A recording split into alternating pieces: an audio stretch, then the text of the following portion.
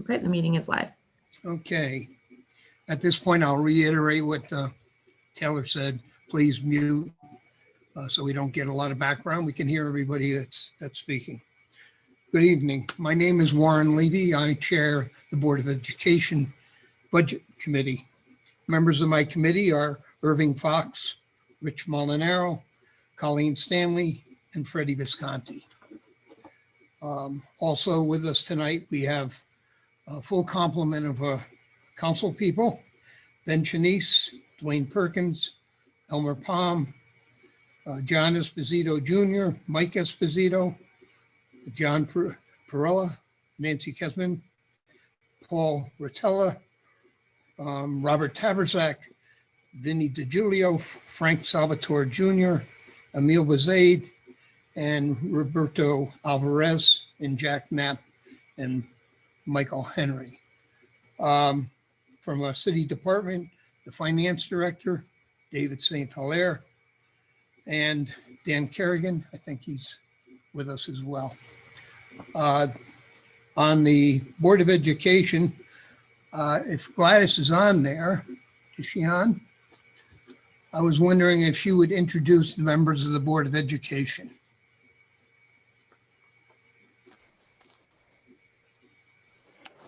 I don't see Gladys on yet, but we can wait a minute.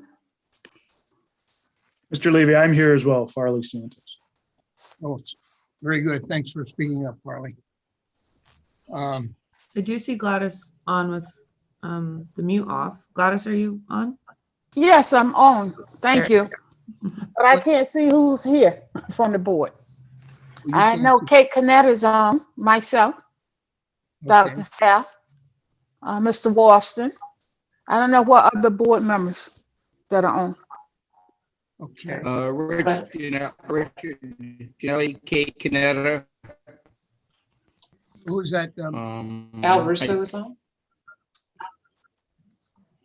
I don't. Is Richard Ginelli on? Yes. I see Richard. Yeah. Yeah, he's on. Yeah. Al Russo on? I don't see him. Al He's Russo's here. on, Warren. Oh, he just got on. Russo. Top of the screen. Okay. Okay.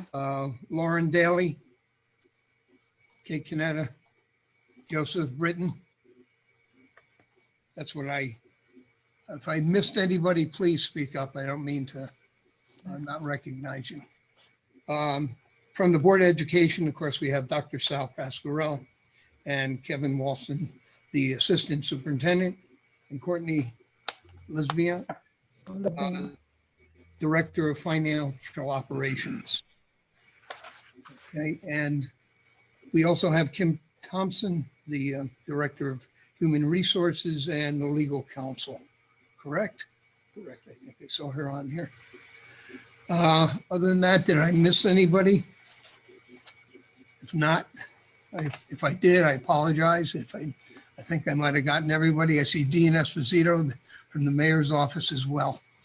So let me start by thanking the superintendent for his leadership and everyone in the Danbury educational system for their dedication to the children of Danbury during this really trying time with COVID.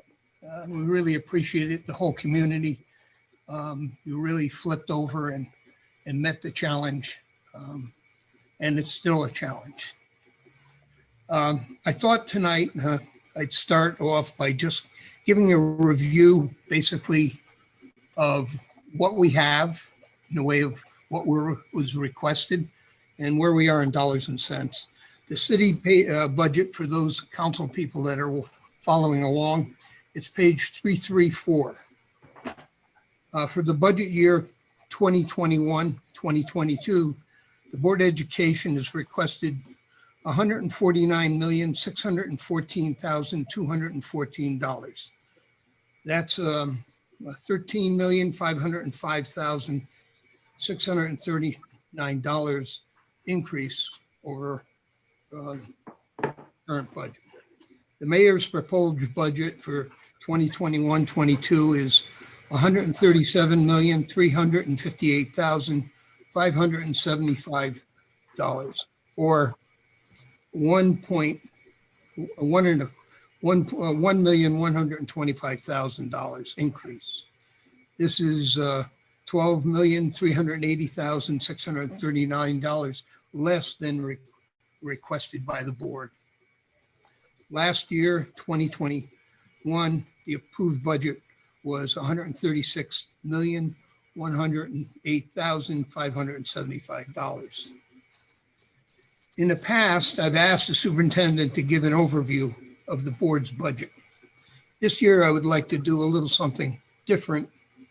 I would like to ask whether he could describe exactly what the budget process that takes place with the board and how they justify those costs, especially in a year where actually the request is up around $14 million.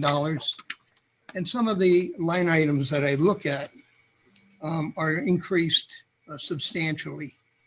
Of course, the city council really doesn't have the ability or cannot by the law alter any of the expenses once the money is granted to the Board of Education.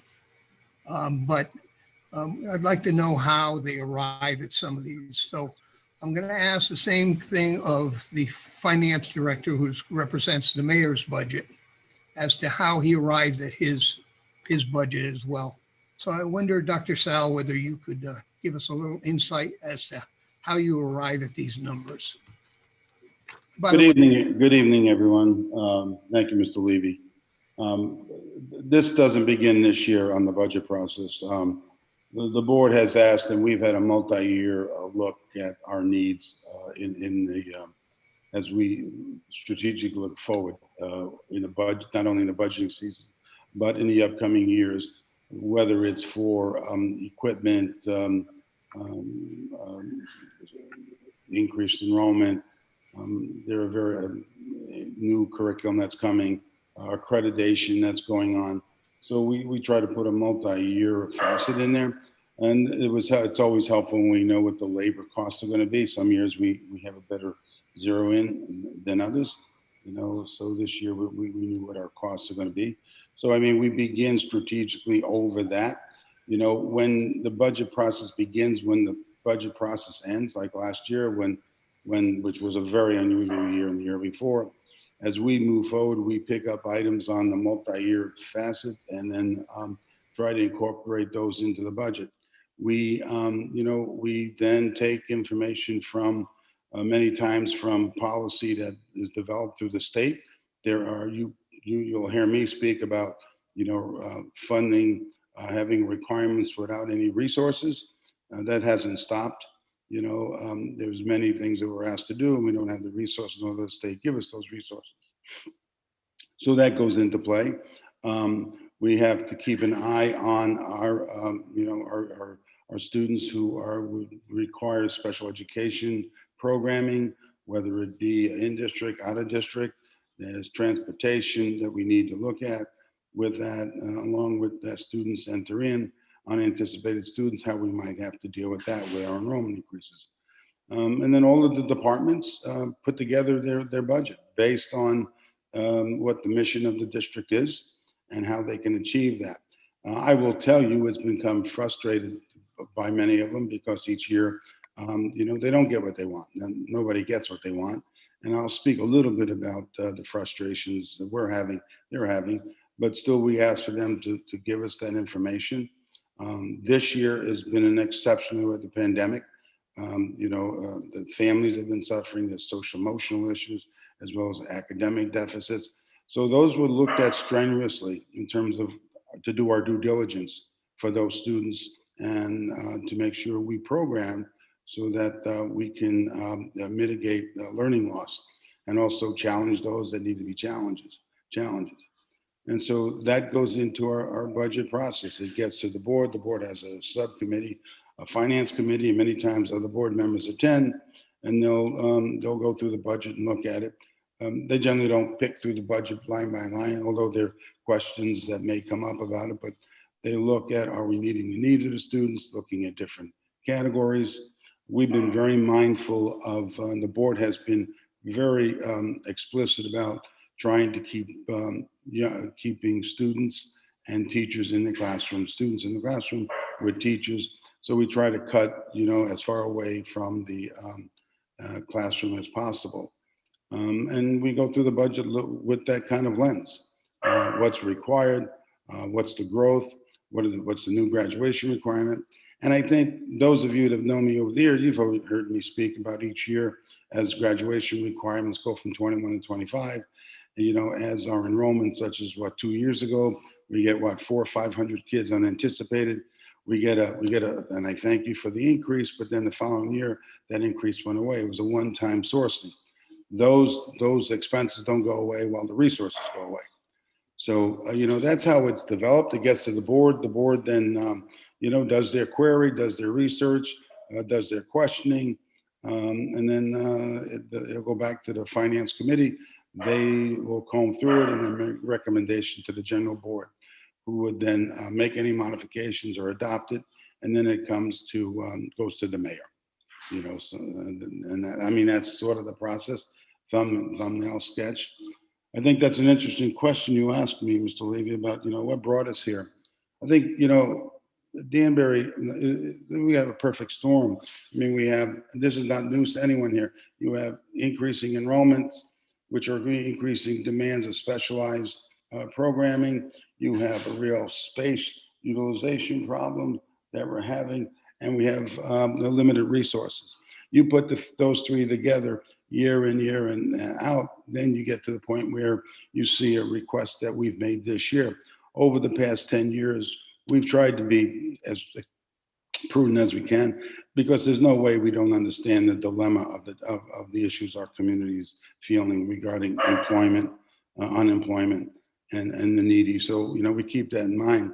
But over the years, we've asked on average about 5.3, 5.7, thereabouts, and we've received about 1.8, under 1.5% a year. So as you accumulate those years, and we keep dealing with our lack of resources, it begins building. And that's why you're hearing us talk about a massive cliff. We've worked with the city. They've given us some special education allocation at times, but it's the sustainability has been my motto. You've heard me talk about where is the sustainability? And unfortunately, we're at the crossroads, with this perfect storm right now. And, we are seeing an influx of the next, 4 or 5 years of about 750 students. You have 19 schools with students that are growing with less space. You're opening up Ellsworth with an expanded program. We have Granville for early childhood program. You have the summit coming on board. You can't print money to make that happen. And we can't take the same dollar and make it work differently. So, and I know all of you appreciate that, but I believe you would want me to be the advocate for our youngsters, and that's what I'm doing. I'm letting you know that it's critical, and this is not to begrudge folks that are trying and getting us resources. It's just not enough. Now everybody's hearing about the ESSER money, and that's been a godsend to us. We've been able to use that, and I will go on record. The town has not touched our alliance money. They've always let that pass through, and that's not the case at every place. And we've used a lot of the alliance money to assist us to mitigate, the downturn in some of these budgets. At one time, 51% of the money was to be used for new programming. And then it sort of continued, and all this money is on an application and an accountability piece when we use this money. So right now, that money is in jeopardy. That alliance money is being frozen, or let me use the word pause. And also on the ECS money, we were promised to have by Malloy to have a 10-year phase in. I think we're in the third year, something like that, and it got stopped. And it's hard for our youngsters to depend on something, and then it just doesn't happen. That's what we're experiencing. Now, I'll just segue out of here for a second. Your legislative group that we've had from Danbury have been just wonderful. They are up there trying to mitigate that up there, and we're assisting them with our lobbyists, and there are parents that are going up there. But we don't know if that's going to happen or not happen. We have to deal with what's in front of us, and that's what we're dealing with. So when you talk about the 13 million, we did ask for that. But as the ESSA money came in, and to be mindful of the resources, a lot of those line items that you're seeing are things that we've had to, shave out of the budget and not do. And a lot of it was to mitigate loss for academic loss and social emotional issues. But because the ESSA money kind of resonated in those categories, we were able to reduce the 13 million by about $4 million. And I talked to the mayor the other day about that. So our ask has been reduced somewhat by that $4 million. And that's what we're working on. The students they're not stopping coming in. The space issue is a space issue. It's been a tough year. And let me tell you, one of the tough years is that when you have classes of 22 and 23, and you try to do social spacing, and you reduce them down, you can't accomplish those numbers even at 3 feet. Districts have been able to have less than that. They can mitigate some of the space issue because they don't start at a larger group. So for example, you keep saying, well, what's going to happen if you don't get this money? We'll take a walk through the schools and you will see class sizes ran 24, 25, 26. You have schools that used to be at 300, at 450, 500. There are modules all over the place. So, those are our challenges. And then you look at your flagship school, which is the high school, which has been accredited this year. And that alone, the accreditation put forth requirements. Our counselors are 1 to 400, our social emotional support that we're giving the youngsters in the district are really in a very moderate level, need to be increased. The curriculum that needs to be developed that the commission found to be wanting is in this committee. So we've put all this together and we're saying to you, look, this is the dipstick. This is where we're at. We know that there's hard times.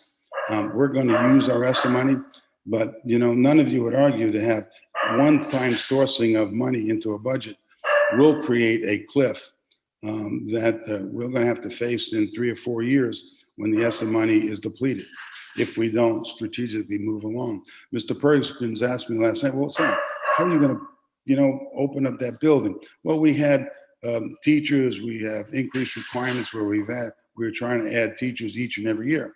But when you get the kind of money we've gotten, we have not been able to do that. So what's going to happen in 3 years when we open?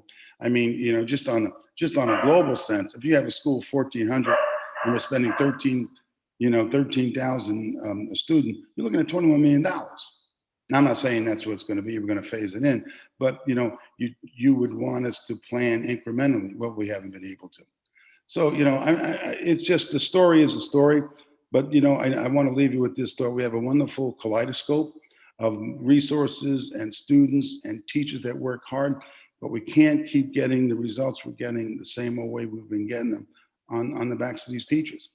Classes are getting large, needs are increasing, and the ESSA money that we're getting needs to go to a high priority, and that's opening school next year, 5 days a week, in a situation that currently still has a social distancing, which means we're going to have to look for a space. We're going to have to look for furniture. I know as of last week, there was like 757 seats K-5 that I can't fill because of the requirements of space, which can operationalize into 27 or 28 teachers. That has to come out of this money along with furniture and rental and transportation. So our needs are great. And I think I would not be doing justice if I didn't present to you an honest view of what our situation is. And that's what we have. I have some comments that I'd like to make in reference to that, but I think I would reserve that until I would hear from our finance director, David St. Hilaire. David on? Yeah. Yes, I am. Thank you. David, I'll ask the same question I asked Dr. Pasquarelli, and that is, how do we come about these numbers? What's done to determine what we put forward?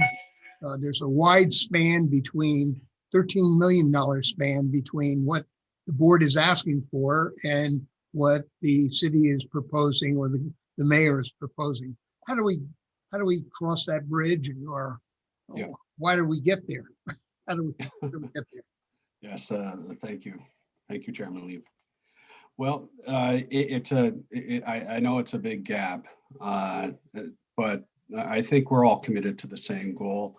It's a very difficult environment that we're in, and I know, we've had several meetings with the Board of Ed, and we recognize that we can't fix the problem overnight. We're in the middle of a pandemic, and whatever issues there are, as I mentioned in the last meeting, now is being in the middle of a pandemic is not the time for us to do anything new. We're going in the hole on our budget, the citywide budget, by $6.7 million, and we're using the American Rescue Plan money for across the board on for the general fund and other funds. So, when we made an allocation to the Board of Ed, it wasn't done in a vacuum. We went in the hole to do it. If you recall, we knew last year that this year was going to be difficult. And so when we're working with the Board of Ed, we said, set aside $3.5 million. And so they came to the city council in December, and they reserved, through the city council approved, reserving $3.5 million for future use. So we expect that they will use that for this upcoming budget. This is not a permanent fix. We acknowledge that. And just like the $5.1 million of additional money that they're getting this coming year, nobody expected 5.1. We expected the 2.7 from Alliance money, but the state has decided to put a freeze on that and basically say, we'll give you 5.1, but we're going to use, call it ESSER and use federal funds instead of the state funds and Alliance funds, and we're going to pause it for a couple of years. But either way, they're still getting $2.5 million more than what they expected. So, at the end of the day, with the 1.25 and the 3.5, and then you throw in the 5.1, they're still getting about $9.8 million more. And that still doesn't solve it. And that's not saying it solves a problem. And that doesn't say that there won't be a problem in the future. It just says that you're getting more funds, and we know it's not going to be the solution to everything, but we're in the middle of a pandemic. We're already going in the hole, and we're going to have to figure out the way. We're going to have a plan to resolve that issue. But having said that, I think both the Board of Ed and the city are committed to figuring out what we need to do going forward to somehow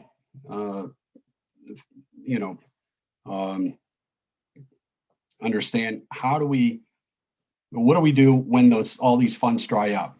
The Board of Ed is getting $38 million from the American Rescue Plan. They're laying out their plan on how to manage that for the next 3 to 4 years. So that's going to help. But what do you do when it goes away? We're not going to burden the taxpayers right now. We know they've been, dealing with all the difficulties of COVID, unemployment, and, the businesses have been closed. So now is not the time to resolve all of our problems. And I think so when we put the budget together, we recognize that. We dipped into our rainy day funds. We dipped into our assigned fund balances.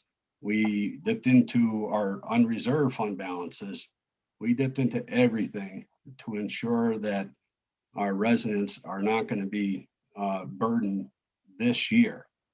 So, and so when we looked at our budget and their budget, we said, it's going to be another tough year. We don't have all the answers, but I think we can work together to figure out how we're going to manage going forward. So, Mr. Chair, I mean, I think that's the best we can do. As far as that's the best I can do as far as answering your question. We recognize it was going to be a tough year, and you know, we're in the hole. I mentioned in the previous meeting, you go too much in the hole, it's going to be very difficult to get out of that hole without a lot of pain. I mean, there's going to be pain as it is, but you know, you have to be able to manage your way out of it. David, is the $5 million that in, I guess, COVID funds and the 3.5 million, is that part of the document, the budget that we all looked at, or is that? No, that, I mean, as part of, we comment about it within the narrative, but it's not in the number when we put it in the line item. So their line item increase is 1.25. I think you mentioned 1.15. It's actually 1.25. One and a quarter. Yeah, 1.25. Yes. So that number that we're currently looking at is really should be higher than what the budget book calls for. Well, the increase doesn't take into account the assumed usage of the surplus that was set aside in December. And we assume that they're going to reallocate it, use it for this coming year. That was always, you know, the plan. Now they may come back, and I expect that they will, saying, I want to, you know, we want to use this surplus this way instead of our originally proposed plan back in December because of, you know, the budgetary changes. So, okay, I just wanted to follow up on a couple of things just for a clearer understanding of at least me. You know, every year the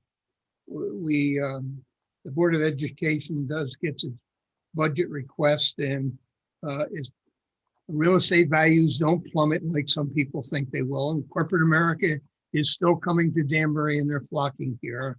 They're not running away. We have a lot of good things in Danbury, and but there's a question that I get is, if we had a $3.5 million surplus, was that money available to cover some of the necessary issues that existed, as the superintendent pointed out, and as some of the letters I got where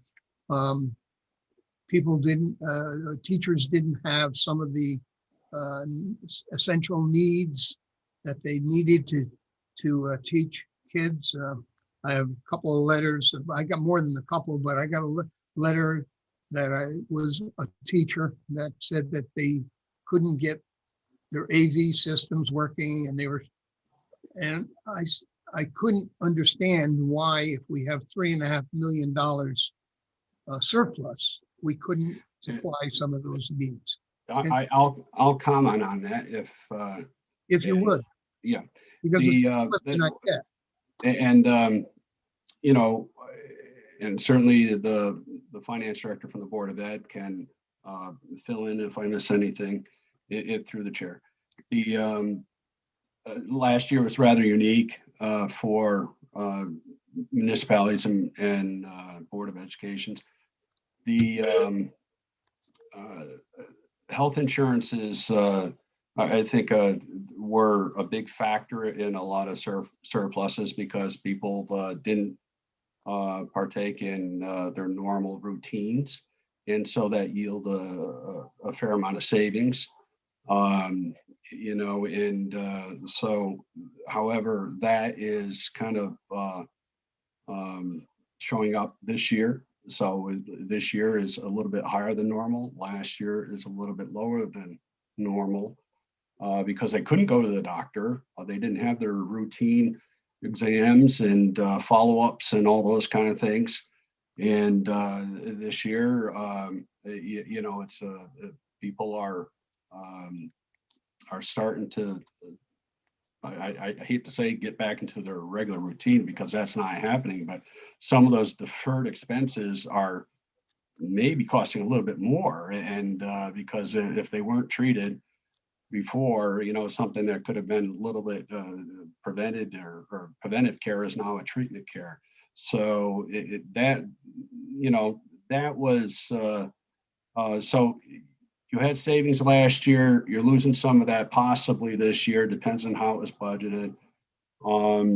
And then of course the closure, you know, yielded some savings in certain other areas across the many line items when you add it all up.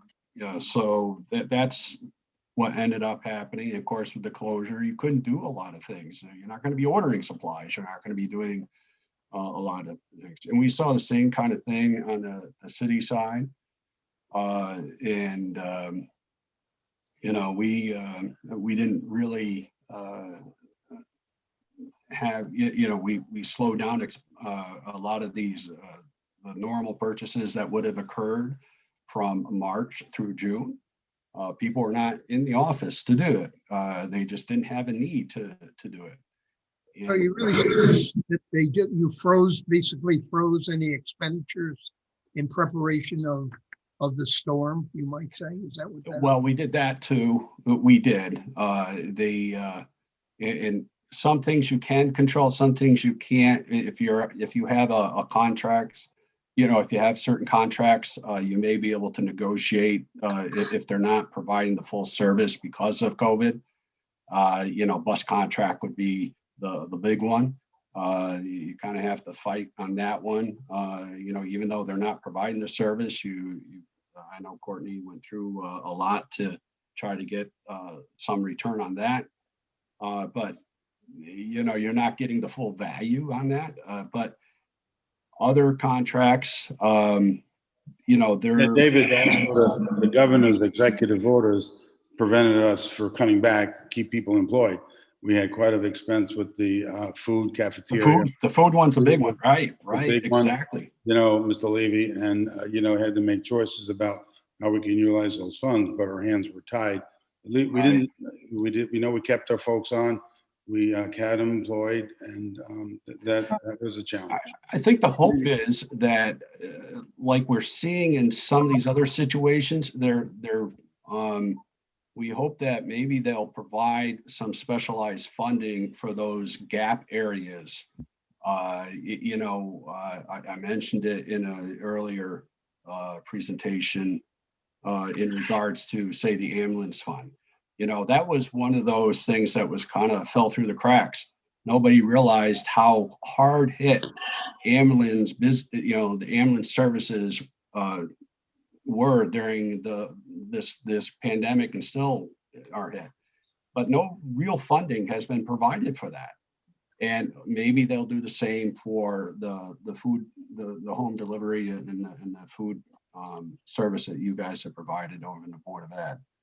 Mr. Levy, maybe Courtney can talk a little bit about, thank you, David, about the reserves and all of that. Courtney, you want to, you know, talk about how we came around that? Courtney, if you would, because that's a question we get from our constituents and also from the staff, the teachers. I have letters here, I can read them and tell you that they don't have the whiteboard, they don't have all of the necessary things that are kind of in the overall scope of things, minutia. They're really small. We're not talking about $1 million expenses. No, but let me just, Courtney, 1 second.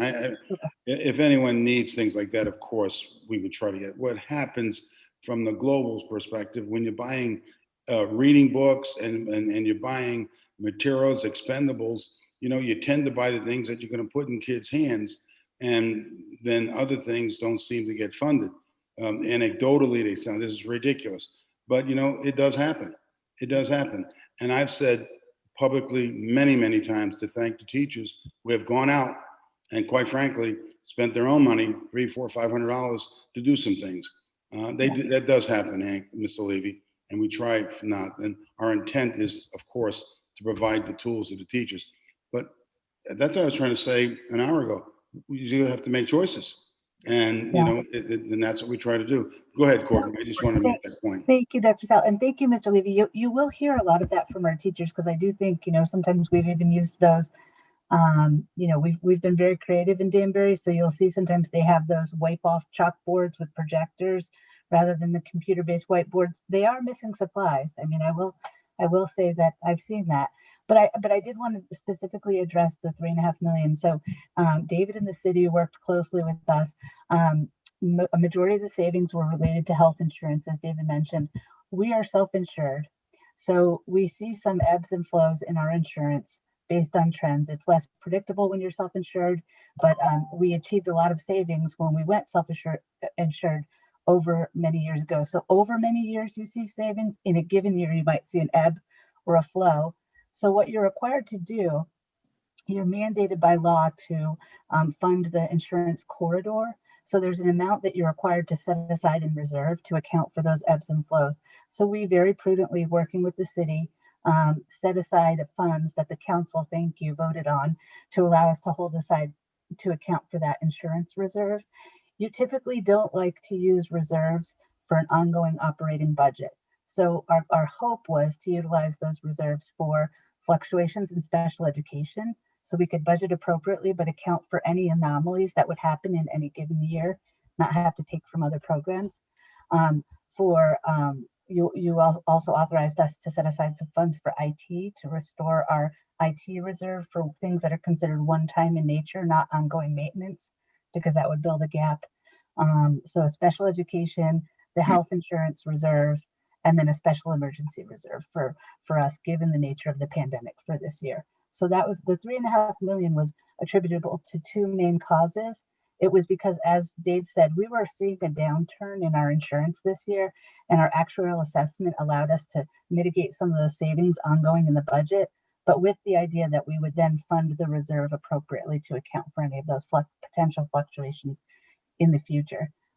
Number two, we did get some savings on buses because the buses were sitting idle. Again, as Dr. Sal mentioned, there was a mandate by the governor, an executive order that required that we maintain the payment, and this happened across Connecticut, for our buses to maintain the fleet and make sure they were available to us when we open again. But we did see some savings there. And we also saw some savings in propane, but we pre-bought some propane for this year to kind of fast forward the savings to this year. We saw modest savings in electricity because we weren't in our buildings then. At that point, we were still hoping we'd return at every point after March. And then when we realized we weren't, we took those savings and prudently worked with the city to set them aside for the future. I hope that answers the question. Yes, I think that gives me somewhere to go to answer the question, that it's held in reserve. We in a over $100 million budget,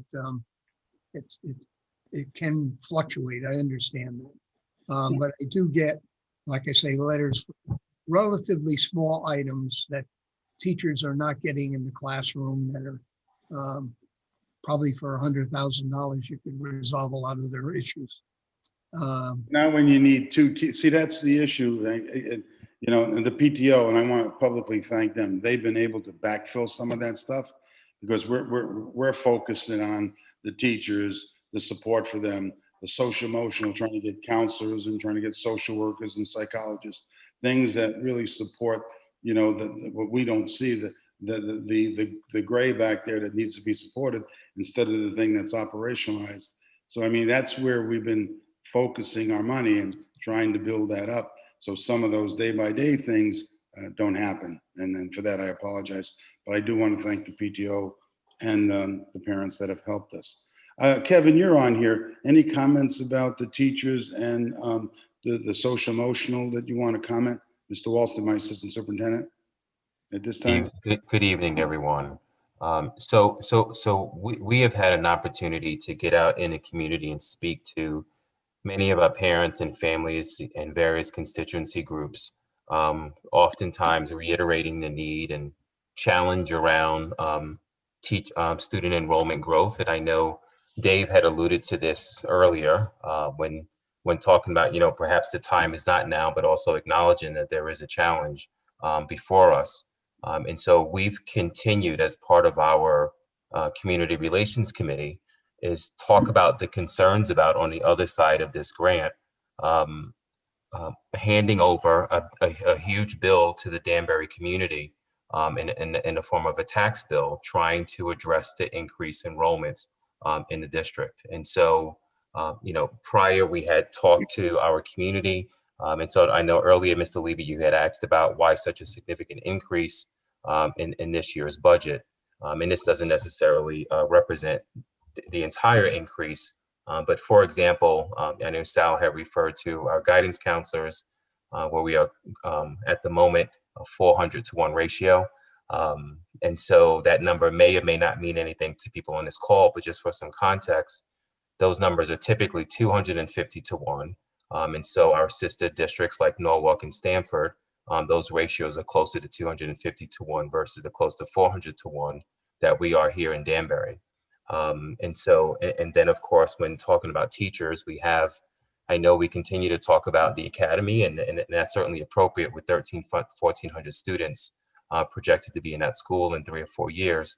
But we've also addressed, as this group knows, we've also addressed enrollment by expanding Ellsworth Elementary School, right? And so that is also going to be an increase in teachers.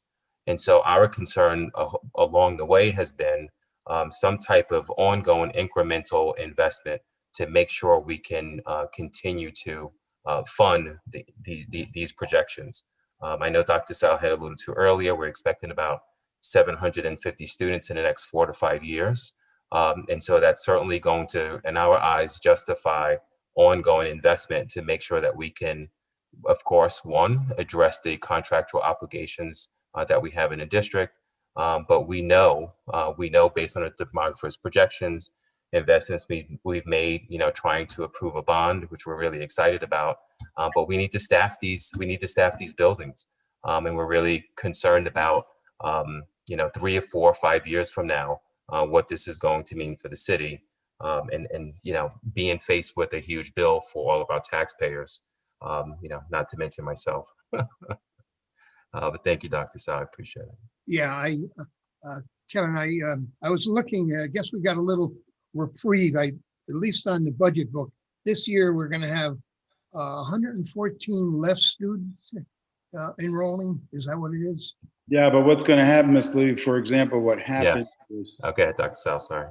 yeah, we had a number of our kindergartens didn't show up. We expect, typically, I don't know if it's 850, we're expecting 1,000 next year Right. just there. That did impact us a little bit with the elementary. So, Mr. Levy, what we learned was a lot of our kindergarten families elected to keep their children home this year. And so the increase that Dr. Sal is referring to, yes, we were down in elementary numbers, kindergarten specifically this year, but we are projecting that number to be close to 1,000. We typically have about or 1,050 because we typically have about 900 kindergartens every year. Right. So those same students will resurface whether in first grade or kindergarten, but we are anticipating their arrival. I was on that 2020 committee, and I understand, and I can see here the projections, which are actually pretty high expectations for the next 3 years projected out. There's a 7-year average, which comes a little lower than that. But I understand, and it's a fact of the matter. We have a burgeoning, the experts didn't predict exactly correct to give us. That is correct. No, okay, they were in, most people think that the Board of Education and the city of Danbury was not prepared, but actually the Board of Education employs people that are experts in trying to project these increases, and they were wrong. And now we're still hustling around trying to find space. So I understand that. I think it's appropriate. Let me turn this over to my committee. If they have any questions, I'd like to recognize Colleen Stanley. She had, I believe, some questions. Thank you, Mr. Levy. Through you, through the chair to, I guess, Mr. Walston. I'm looking at the budget booklet, and we were just discussing the 3.5 million surplus we had from the previous year, which leads to my question. If we're looking at the appropriation or the expenditures as of 2/28/2021, which is 85,710,000. I would assume that was used for the last six months. Leaves about $50,400,000 to be used for the next, 16 weeks? I was just wondering, do you anticipate another surplus of funds like we did the previous year? Colleen, if you don't mind, I'd rather have Courtney answer that one. She deals with the finances day by day. Is that okay? Okay, sure. Thanks, Courtney? Lisa. Hi, Mr. This is, thank you so much for the question. We are not looking at a projected surplus for this year. All of our staff remained employed. Our health insurance is on track with spending where it would have been this year, in previous years prior to COVID. We're continuing to operate all of our buildings, even though we operated remote at the beginning of the year. It's actually slightly more expensive because we had to do a lot of different kind of accommodations for professional development and for stipends for teachers that were needing to teach in a new way quickly. So essentially, no, we're on track to spend our full budget. We're actually going to have to utilize a lot of the federal funds to meet our needs this year, about $4.5 million of the federal funds to offset the needs that we had for this year. So you don't anticipate having any money left over from the 2021?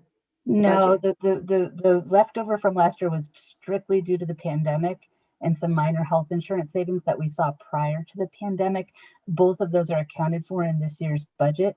So that was strictly because people weren't going to the doctor from March till July 1 because they were under lockdown. We saw a lot of savings there, and because the buses weren't running. But this year, buses are running, people are going to the doctor, and we're seeing that we're on track to spend our full budget this year.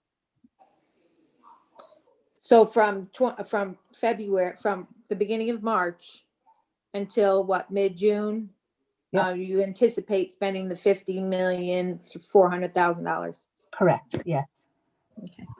And you had talked about the children, and was there the lunch program? I heard from some families that they received cards in the mail for lunches that they didn't receive, so they were reimbursed for them. So not only did they not, how does that work? You have a lunch program, everybody in Danbury is now on free lunch?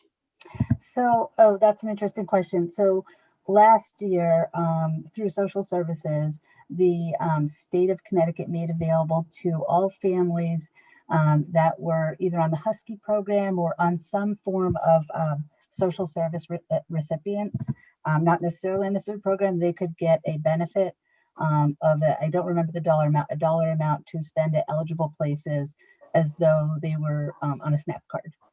That was not run through Danbury. We just provided them the information for the students because we did track that as part of our school lunch program. This year, meaning this school year, we are now in the CEP program, which means that we've met a threshold for percentage of families living at the threshold of poverty, so that our entire district is considered CEP eligible, which means that enables us to draw down additional revenue from the federal government on a per student basis. This year, we did serve meals while our schools were not in session all summer, and then also while we were remote learning. So we kept all of our school health staff employed, and we had drive-through services through families that have need to pick up meals. And in order to close that revenue gap that was talked about earlier in our school lunch program, because we employed all of our staff, but we only get reimbursed for meals. When kids were in school, we were serving less meals. So as a result, we came up with kind of a creative solution to deliver meals at home to families that couldn't make it to our drive-through, and it's shelf-stable meals for about a week's worth of food. I don't understand.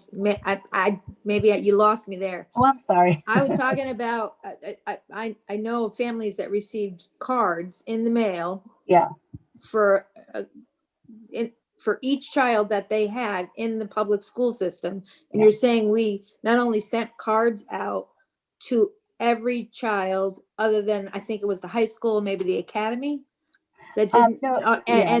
and you're saying that we also drove a bus and delivered lunches as well? Yeah, so that's correct. We have a lot of families of need.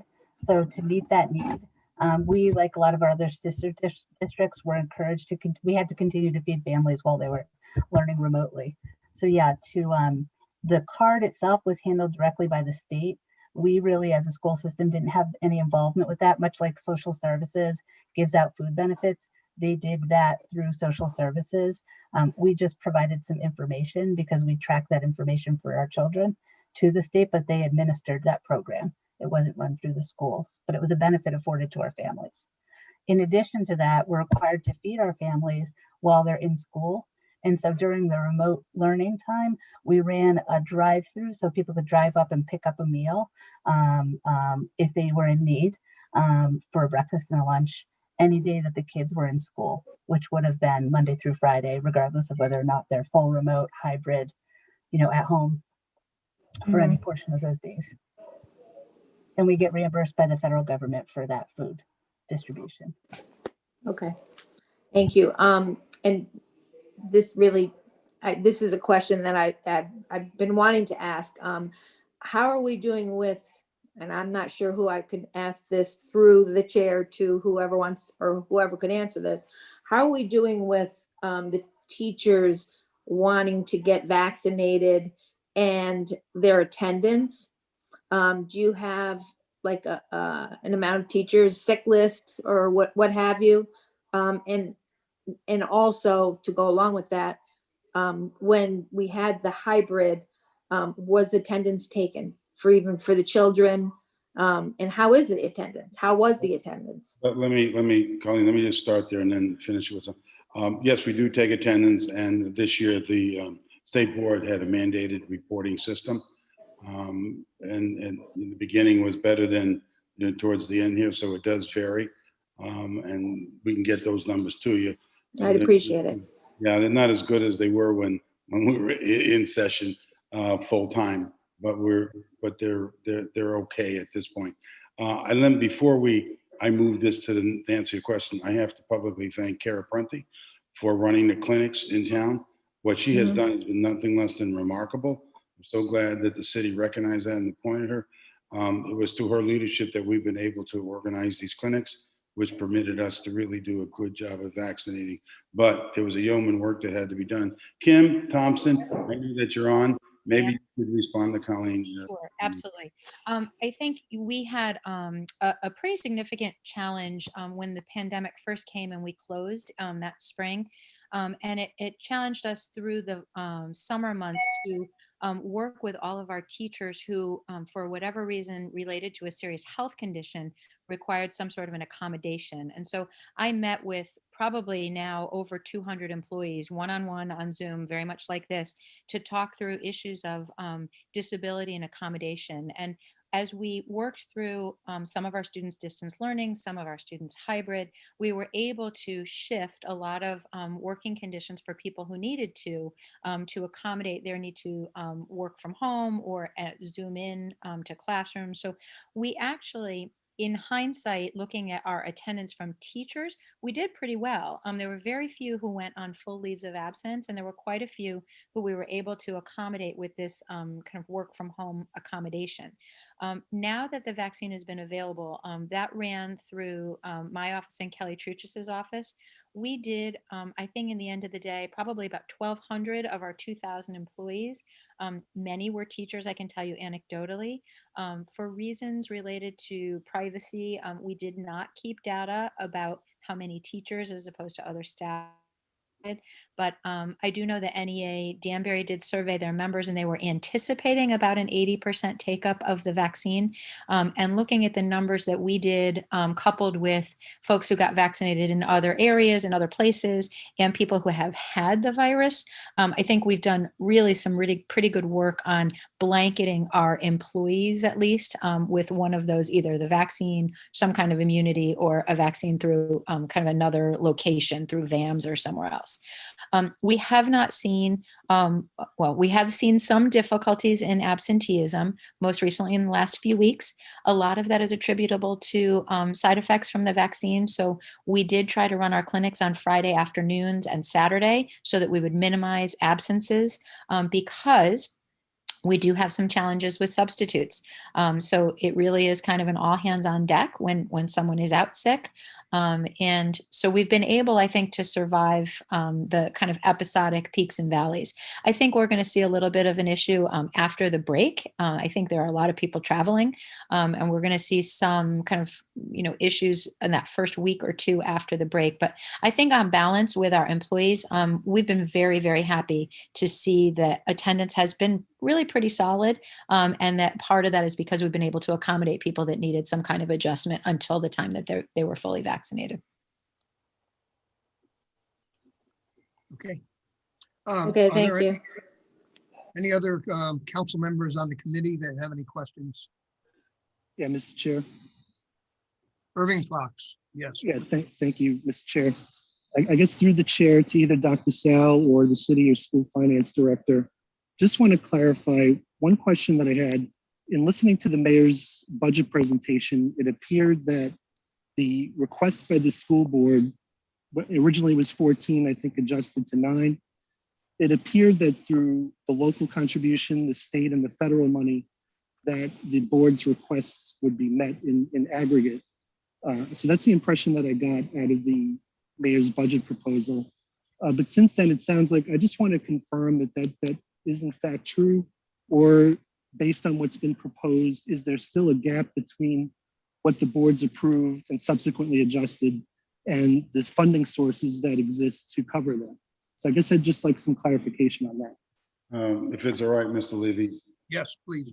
Courtney, I know we had this discussion, you had the clearer numbers. There are two issues of supplanting and also supplement. So that's something that's produced, but Courtney, maybe you could address that for us. Sure, I'd be happy to, and I'll just try to do it in very simple numbers. So our request was for 14 million.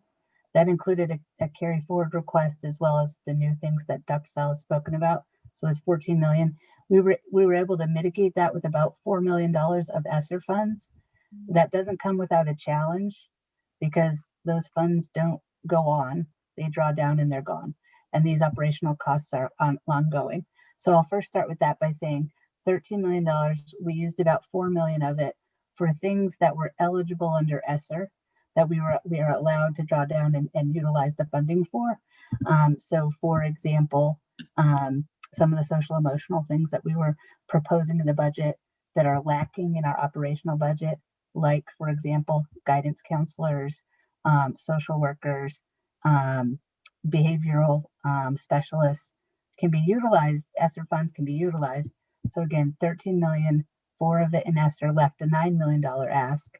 The $9 million ask, the mayor proposed utilizing 3.5 million of those reserves I spoke about, which are one-time in nature, to offset that 9 million. So that would be 9 minus the 3.5 would leave you with 5.5. And then the mayor's proposed budget gave us 1.25. We were the only, agency to see the increase, but the 1.25 would offset that, leaving us an ask still that's short about $4 million. And then also, we all know this, Dave has acknowledged it, and we've been speaking with the city about this, and the board is imminently aware. If we look at a multi-year plan that looks out a few years, we'd be challenged because relying on those ESSER funding for things that are operational in nature, leave us challenged when those ESSER monies go away. So we just have to build towards that future. But to answer your question, it does still leave us a bit short of our ask, and would require us to come back and make more, refine it further. Courtney, isn't the state going through the federal government? There is money awaiting to be distributed, something like $42 million. Yeah, there's three sources of funding in ESSER, if you will, authorized by different acts of Congress. ESSER 1, which is our CARES funding, ESSER 2, and ESSER 3. This year, we've already spent about $4.5 million, as I mentioned, of ESSER 1 money. A little bit of that carries into next year. If you look at a multi-year going out to 2026 for the next few years, we have an additional $36 million that's available to us potentially, because ESSER 3, although authorized by an act of Congress, has not been yet distributed by the state. So we have an estimate for that one of about 23 million. So we utilized a full third of that funding, or $12 million total over 3.5 years, for our operational needs that were expressed in this budget. The remaining 2/3 of ESSER doesn't support things that are ongoing of nature that we asked for in the budget, because it's an actual grant application. You have to apply for it, you have to be accepted for it, you have to draw down the funds, and it's for very specific uses. It's intended to mitigate learning loss and social emotional needs associated with the pandemic. And Dr. Sal can talk further about that in more detail if you'd like. Our main goal is getting kids back 5 days a week, and that's going to be expensive for us. And that's the intention of the ESSER money. So although recognizing the pandemic and recognizing the position we're in, we did set aside a third of that funding to offset some of these operational needs. I hope that answers the question. So am I to understand that you still have a delta of $4 million? Correct. We're talking about next year. We're trying to get answers from the state. You know, the whole thing of remote learning is an issue in terms of whether or not they'll permit us. So we're planning every student coming back every day and have classrooms at social distancing. We are trying to keep an eye on the vaccination, how that may impact. But moving forward, I can't say that they've been the most timely folks in getting us accurate information. So that's why we're planning. And Colleen, I do have a little information. Our attendance with the distant learning is much higher than those that are coming in, and we're running between 91 and 93% attendance per day. I just got that from one of my staff members. So anyway, that's. And that, I'm sorry, was that for the teachers or for the students? Oh, no, I'm sorry. Students. Oh, I was interested in that as well as the teachers. Yeah, their attendance. Kim had the teacher one, but the student one gets reported to the state once every week, and that's how we have those numbers. That's why I was just able to get it for us.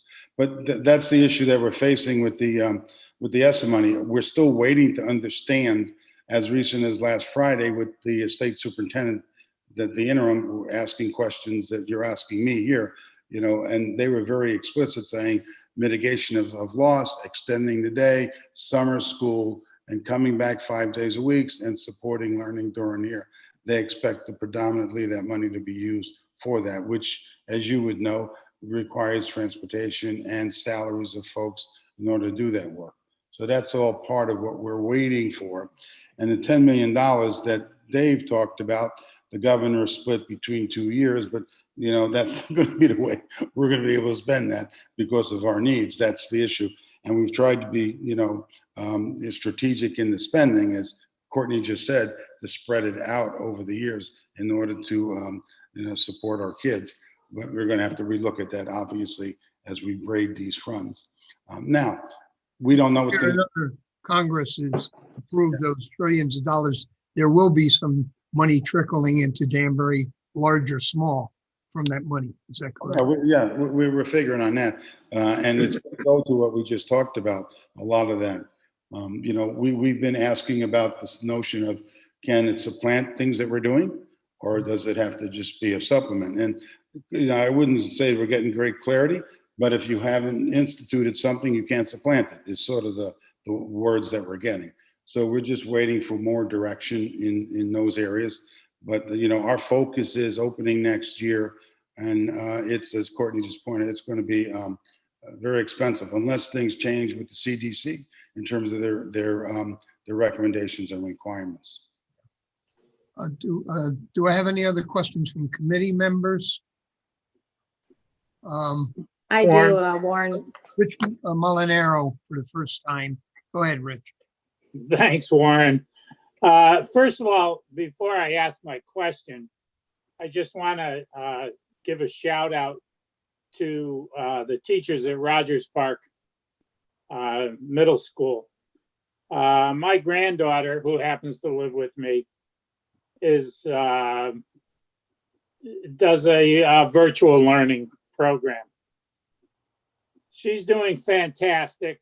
The teachers are doing a fantastic job.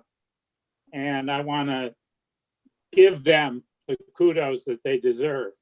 Being a retired educator, I got to tell you, I don't know how the hell they do it, but they've done a great job up until now. My question probably is a finance question, but what I want to know is which of the line items that have been cut hurts the most? Which of the line items can you not recover from with this budget? And Courtney, I don't know if this is for you or Dr. Sal or whoever. Well, let me, we haven't gotten down to that point just yet. What we've done, Mr. Bonner, we took the ESSA money and we reduced to 13 million. So we went through the budget and found areas, we made some assumptions of what that money is going to be used for. So we removed it from the, I call the operational budget that we gave to the town. That's the reduction.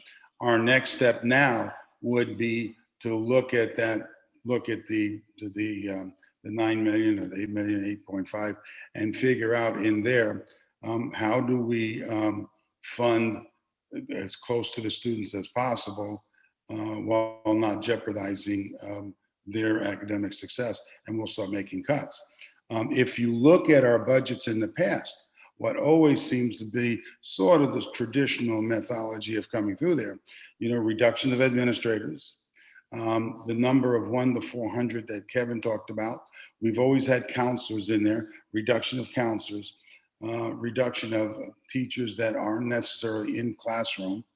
So we keep reducing those things, and it keeps increasing the pressure on the classroom teachers dealing with a very diverse student body without assistance and without the social emotional support they need. So I think whenever you take those out of a budget, particularly coming back next year, and I'll say, well, it's not going to happen as long as I'm sitting in the seat because I'm making the budget, is that ESSA money is going to have to get, we got to get counselors and we got to get outreach people that are going to help family and kids. So that would devastate us if we had to remove those services to our kids because they need them very, very badly. So that would hurt us. And then the other thing is, like, unlike a store, you know, we can't cut hours. You're going to have to still have the 900 hours, right? And we still have to transport. You're going to see larger class sizes. I mean, that's the only way to do that. I mean, you know, you've been an educator, you get that one. You know, you go from 21, you're 9 and 24. Well, people say, what's 25? Well, let me tell you, it's a lot of diversity. Yes, it is. I mean, I try to explain people, you know, our teachers work so hard at that. And what we're doing is giving them, and then as Mr. Levy says, you don't even give them the basics to do the work, and you're increasing the numbers the way you are. You know, right. It's tough. So that's. Is that going to be a union issue, Sal? What's that, sir? The numbers in the classroom. Oh, there are goals that we have to achieve. Yes, and you know, it's smart for us education to stay there. But we do have to work on that and stay within those parameters as best we can. You know, you could go, some teachers, you know, might have 19, 20, 21, some may have 26. It's hard to balance sometimes, but you know, if you start growing too much, you know, we of course have to do something about that. That's what I was saying to you guys before. We're trying to go school by school, class by class, teacher by teacher. That's where we had that, whatever, 757 seats, that K-5 that we know we can't fill because of where the numbers are. So we're acutely aware of the numbers in each classroom and to add. So we can't exceed those numbers, then it can become a union issue, yes. Is that budget reduction going to affect what you have listed as 74.4 at new hires? Well, I think it would. I'd have to look at them, Mr. Levy, I don't have in front of me, because some of those were supports to teachers and students. We'd have to look at all that. Yes, I would think.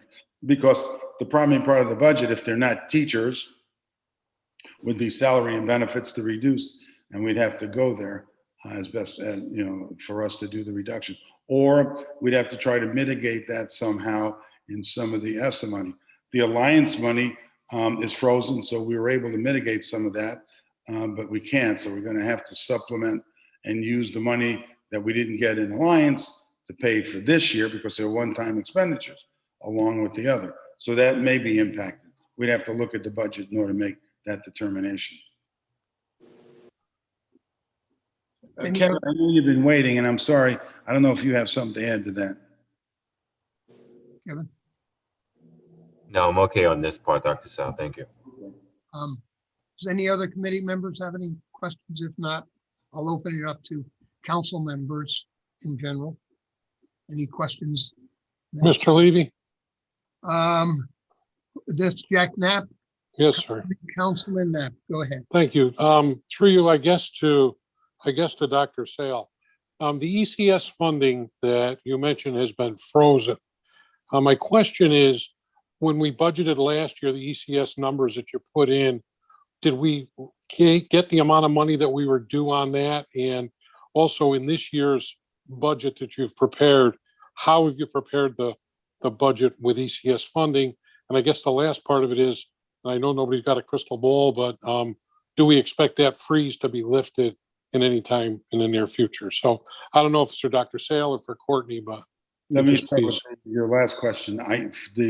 I've tried to keep informed with Hartford, and there doesn't seem to be a lot of support for the freezing across the state. So, that's what I'm getting back from our delegation and from our lobbyists. But as you just said, it is a little bit of a crystal ball. We don't know, but there doesn't seem to be a great groundswell for that. The ECS money, we actually tried to have it accelerated because we felt it was important. We didn't get that this last year. I do believe the town received ECS money. I'll have to ask David. David, is that correct? That is correct. Yeah. The big piece, or you're probably referring to the Alliance piece, which goes directly to the schools. We get our share, which has been flat for many years, but it's the Alliance piece that grows every year.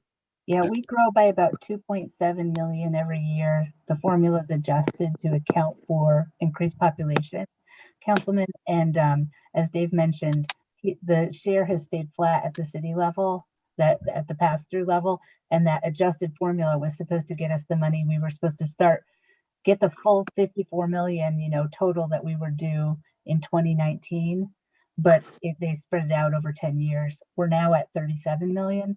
The governor, which includes what Dave mentioned, the Alliance funding. It's a little bit confusing. The Alliance funding grows every year by the 2.7 I mentioned. The governor's proposal assumes that we stay flat for 2022 and 2023, and then resume the amounts that we would have received in 2022. Now that's challenging for us, clearly. It's a lot of money and it's a big challenge. We don't want to see it happen. Our budget assumes that it's flat, because that's the current governor's proposal. Understood. Okay. Thank you. Thanks, Dr. Sale. Any other council members? Paul Rotella? Yeah, Yes. thanks, Mr. Chairman. We've had an idea for at least some time that funds would be coming either directly from the state or pass-through grants from the federal government to the state. And we've had an even better idea. A lot of these funds would be restricted, perhaps even heavily restricted. I'm wondering if the board, when it was developing its budget, took that in mind and weighted some of their funding in an unrestricted area so that when the restricted funds came in, they could be used to fill that hole. Dr. Sal mentioned just a few minutes ago that we can't do that now. It would be a little bit obvious for gaming the system. But I'm just wondering if that was of a concern and a consideration, because if the funds don't come through, obviously you're entitled under statute to move whatever funds around as you see fit. But with funds that are coming in that are restricted, you can't. So that was something of interest to me. I have no idea how that panned out, and I'd like somebody to let me know if they could tonight. Thank you. I'll just start and let Courtney zero in on that a little bit more. The money coming from DC comes to us through our state.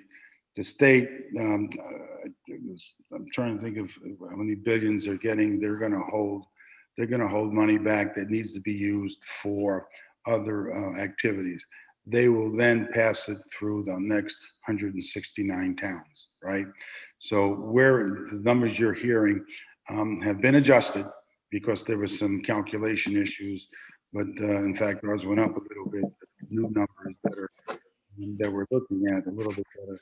Then the restriction, Paul, comes where they will indicate to us the money needs to be used directly for students and minimize the academic loss. Well, that is, that's a narrative. I can write the social emotional piece. We can talk about the after school. We can talk about the support in the media center. So we would then create our budget and our request through the grant to be around those cluster of activities. Clearly, and we can't say where we're going to pay for buses during the day. However, if we have after school extended days, we can pay for transportation, which is very expensive. So that we'll have to pick it apart in that manner. And that's what we've been doing with the town. And I'll go again, because the Alliance money has really helped us, and Danbury has not touched that money. I can't say it's the same in every town. That ECS money used to come just to us. Now it goes to the town, but our town has moved it right through to us, and it's been helpful. The same thing with this. We'd have to pick it apart, look for what's most applicable and makes the most sense for kids, and then fund it. Courtney, do you want to help out with that a little bit more? I think you answered it, Dr. Sal. I mean, existing operations, we wouldn't want to shift into the grant because our budget proposal, added teachers that were needed, added counselors that were needed, added, curriculum supports that were needed. It's additive. It didn't exist in the budget. It's required in the budget. One could argue, or the board has put forward. It's also mutually eligible in some portions to draw down the grant. It is a risky business to do that because you come out into a few years later and the grant goes away and you've still got these needs. So that's why we're making everyone aware of a multi-year strategy to be able to say, which is why, we're partnering with the city. The city knows as well the challenges. But yeah, we've been mindful about, every moment of the time, the funding that's coming our way, talking to our colleagues about how they're using it, what we know about eligibility for the grants. And we have our plan A, B, and C, in place. That said, it does create some operational risk for us in the future. Thank you both for that. I had a feeling that you were aware of this. I mean, obviously, but I just needed the clarification. Thank you both. Thank you, Mr. Chairman. Thank you. Do we have any other council members? Warren, can I have a question? Bob Tabersack? Yes. Please go ahead, Bob. Okay, I have a question for David, if he's available still. The $4 million that was brought up before, I was wondering, what would that be in an increase in the mill rate? 4 million? Yeah, before they were talking about, somebody said the delta change after all the figures were given, that there was down to 4 million.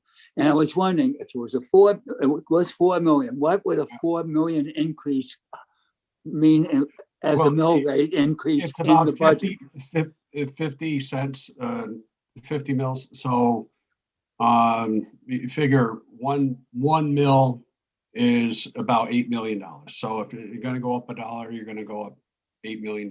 You get $8 million out of it. Okay. So you're looking at 50 cents. Yeah, I think when it comes, it's hard sometimes to put the dollars and cents together when you're hearing all these figures. I mean, Okay. that's approximate, but it's a All little right. less than that, but that's. All right. Thank you. Bob, I believe there's a good possibility that before the educational budget year is over, that they will get the additional 4 million one way or another. Right? But that's to be found out yet. It's a big question mark. Any other council members that have anything? Councilman Levy? Sorry, this is Taylor really quickly. I just wanted to let you know there are people with their hands raised. Are you able to see that from your screen? I only have about 40 on my screen, but there is a little button there. I will tell you the first on mine comes in order. It was Councilman Alves. And I actually messaged you with the order that they came in if you're able to see the chat. Is going here. So I just wanted to let you know. Okay, thank you very much, Taylor. Councilman Alves, I am sorry I slighted you. I didn't mean to do that at all. But please. No, I understand, Mr. Chair. I have a 32-inch computer monitor, so I see everybody. And if I was on my smaller one, I get the struggle.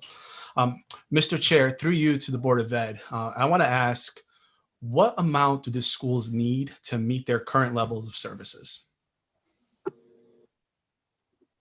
Well, we started at the 13 million, and then we looked at the ESSA money, and we reduced it to 4 million. And, as we get more resources, we're going to have to, decide, as someone pointed out before, Sal, what can't you do without? Well, we'll take those areas we can't do without. Certainly, if we had the makeup of the 9 million, we would then use the ESSA money to do more extensions and plan 3 years down the road, so we wouldn't have to cut back. We need the resources we requested. Otherwise, I wouldn't have requested it. So, we're not asking for anything, new here. And if we don't allow these funds, however much I know you just mentioned 4, did some research, I think it might be a little bit more than that. Maybe we can, Courtney can give me the answer on the number. But if we don't give you that, we are driving cuts. And you've been cutting year after year. I think it's just been a perpetual cycle of the Board of Ed not getting what they need to provide the current level of services that they, need to do, and just mimicking the last 10 years of budget cycles. But my other concern is, we keep looking at these federal funds, but we're going to head off a financial cliff soon. If the city doesn't, stop abating this issue, what happens in a few years? What happens when these federal don't come and you have to spend this? Are we jeopardizing our future plans?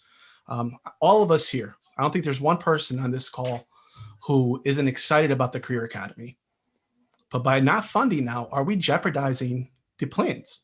Because you're going to come back and you're going to need to staff these schools. You're going to need even more money. What happens in a couple of years? That's my concern. So, Courtney, is there an amount for the beginning of that question? So if I may share one slide, may I share one slide? Yeah, I think that would be helpful. Yeah, you should have it. Okay, let me do that. And it's a little bit of a nuanced answer, so if you do bear with me, I apologize, just one moment. In the interim, Taylor, I saw you light up a little bit on my screen. Did you want to talk? Okay, sorry, I'm going to find the right slide, so if you do bear with me. Okay, it's don't get dizzy, please. Okay, so the board did ask me to put together a slide that just shows a scenario where I'm just going to walk you through it, and I can share it with folks and go over it with anybody that wants to after the fact. But this shows the city money, the ESSER money, and the one-time reserve for this year. So that's our total resources. This is our total need this year that we expressed, which includes the total 13 million, because a portion of it is funded with the ESSER monies here.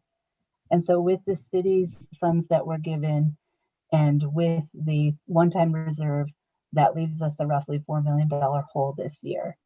Now, if the city were just to continue to fund us at the 1.72% into the future. Yeah, Courtney, Yep, it sure. dropped off. I'm sorry, you can see me? Here, No, you can see no, you got to bring it back. At least mine, I don't have it in front of me. I don't know about, there we go. It's back. It's back. Okay, perfect. Okay, so I'm just going to briefly repeat that. So I'm pointing to the city funds this year, the ESSER money, the one-time reserve. So this is our total revenues associated with operations, the need, and the variance. Now, that just shows that if the city were to increase this by about 1.8% per year, which has been our historical average, and we utilize the ESSER money until it runs out, we would still have a gap at that percentage of 12, 16. It just grows because it's like, you know, your interest on your credit card, it just compounds.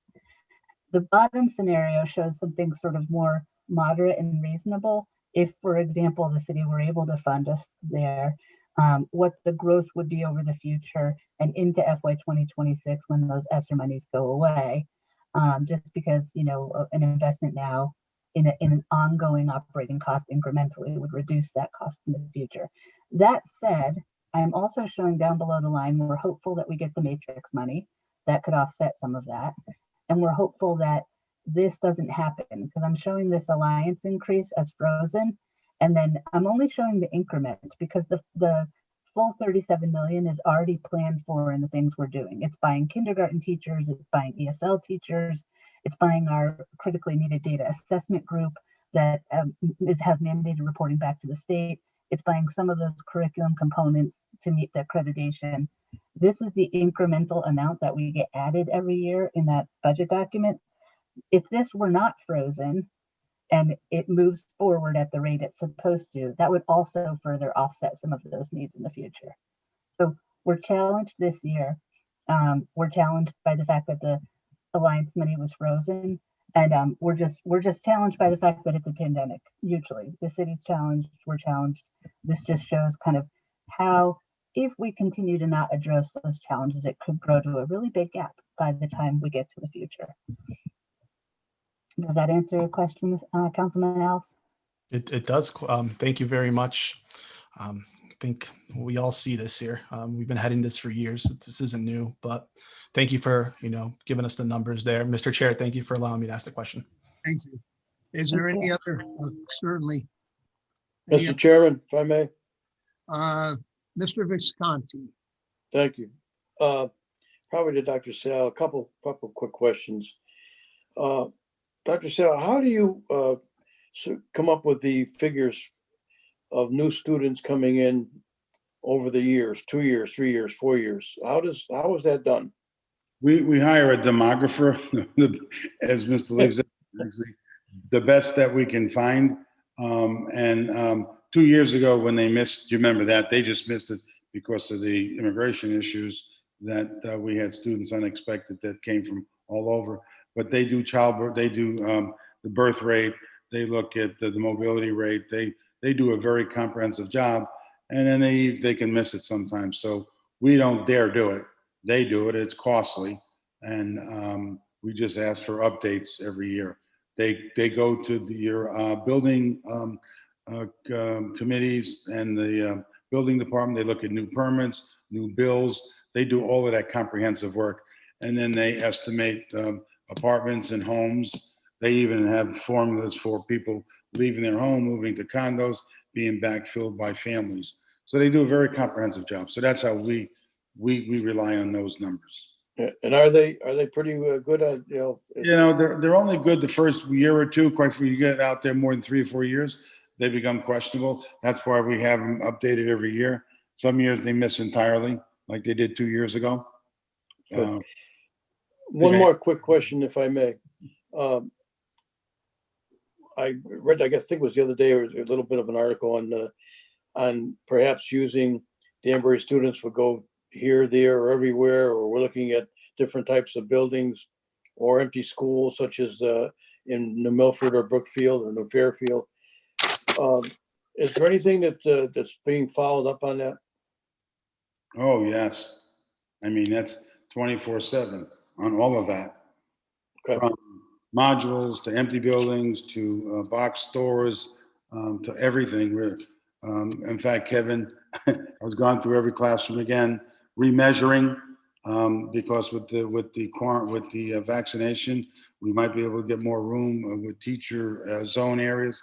So we do that every day, Mr. Vigans. Every day we're looking at that.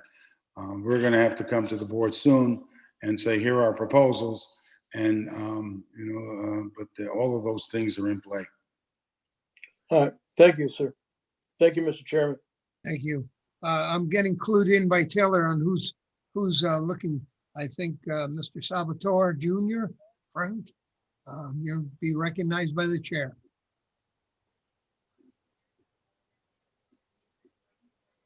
But I can't hear you, Frank. Can't hear you, Frank. And you're not you're unmuted, but I can't hear you.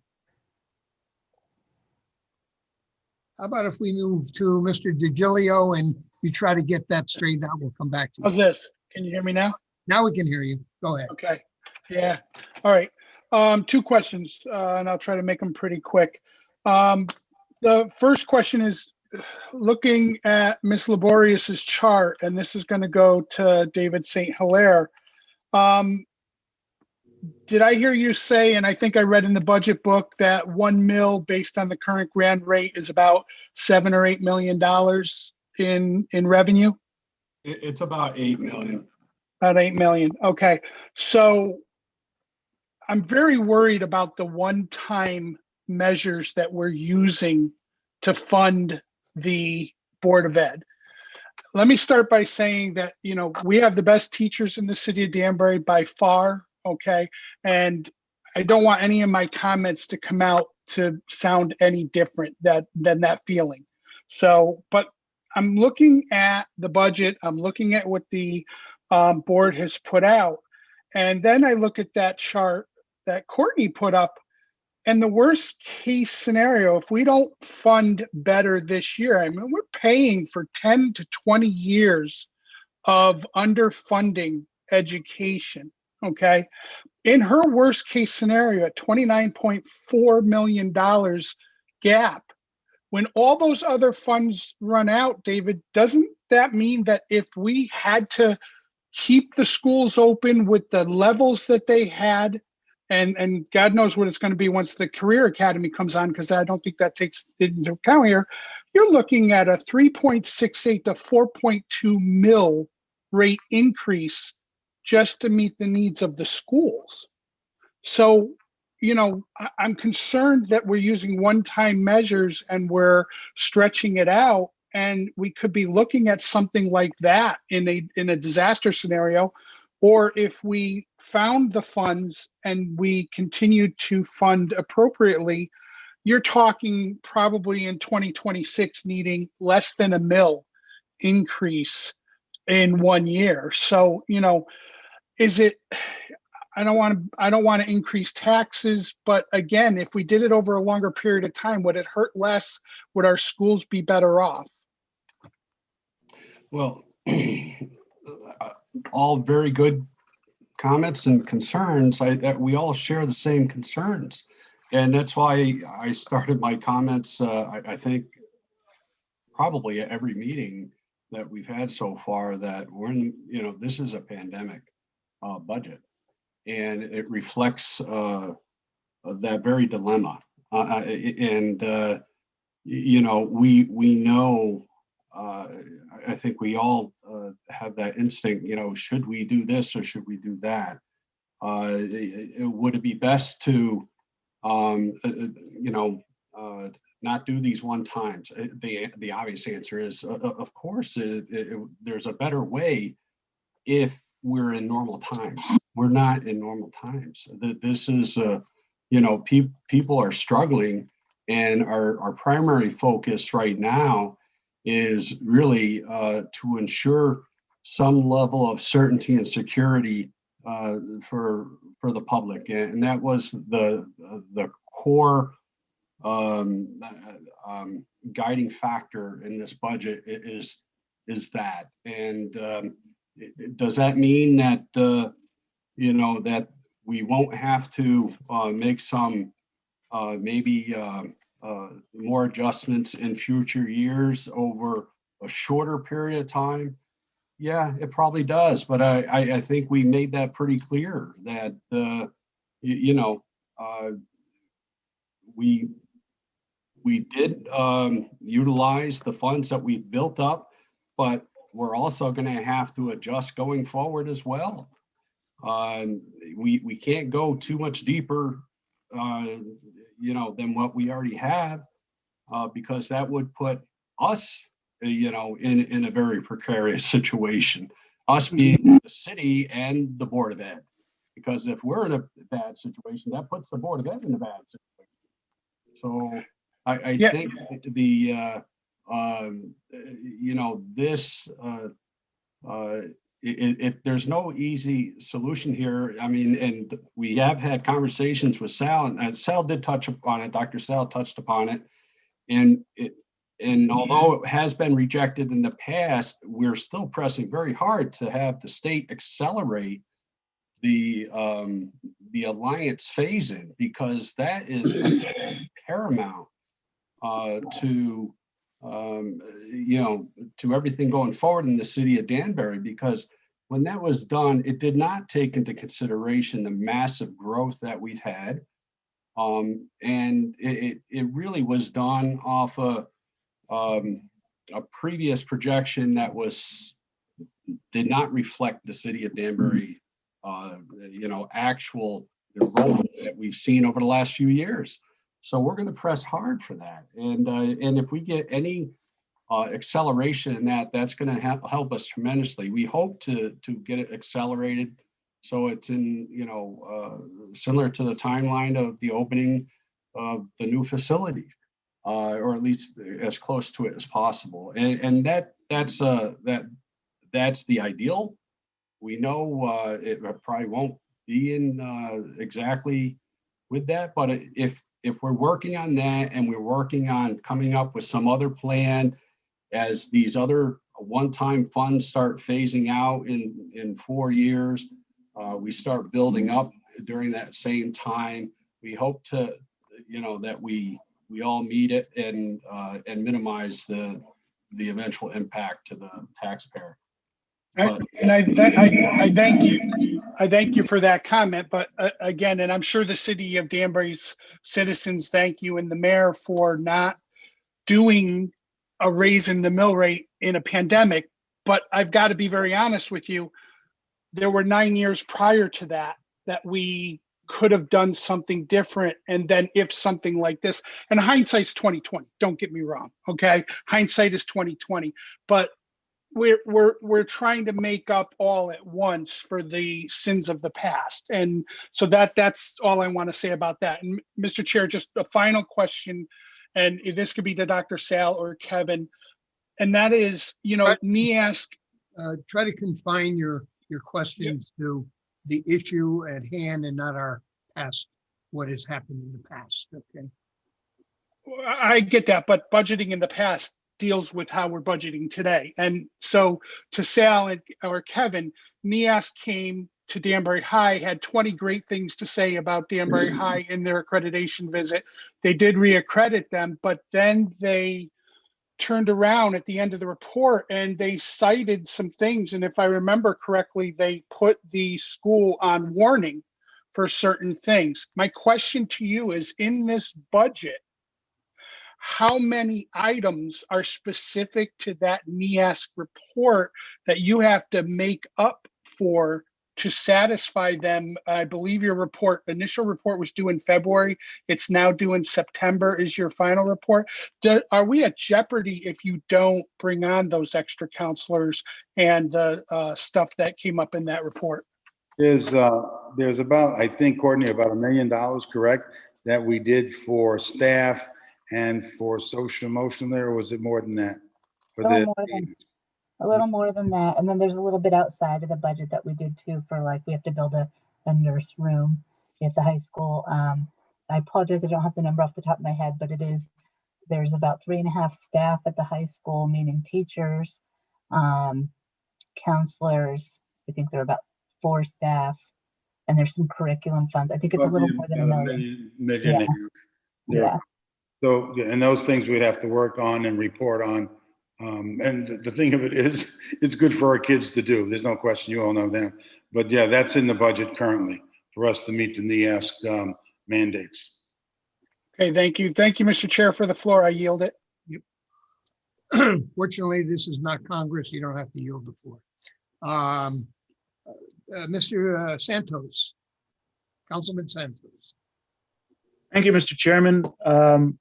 I'm going to piggyback off the question that Councilman Salvatore had about the NEASC findings, and to Dr. Sal, perhaps Courtney as well, or even Mr. Walston.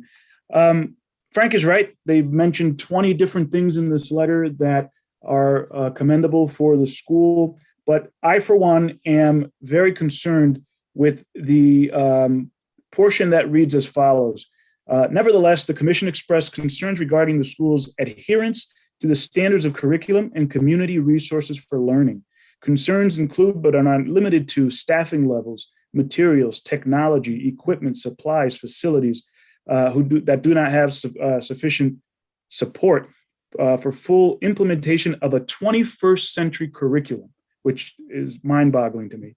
And then it goes on to talk about several levels of community resources, one of them being the lack of a dependable funding for sufficient professional and support staff, a full range of technology support, sufficient equipment and instructional materials or supplies. It goes on to talk about ADA compliances, how we don't have facilities that are compliant in certain areas. So to Dr. Sal, how concerned are you that come September, when you have to file your final report, how concerned are you with the fact that they may look at it and say, well, you know, you've tried to address it with the funding that you've received, yet it's still not enough? Well, let me just start with one thing. We did challenge some of the ADA stuff, and that was mitigated. So that was really concerning to us. And so there was work that was done that hadn't been reported because they hadn't gone to the right folks. This summer, I understand 4 elevators are being repaired, so that's going to help us in that. So the operational piece regarding the ADA and that should be okay. But the disconcerting part are all the others. I mean, you know, Mr. Fowler, you've been here a long time.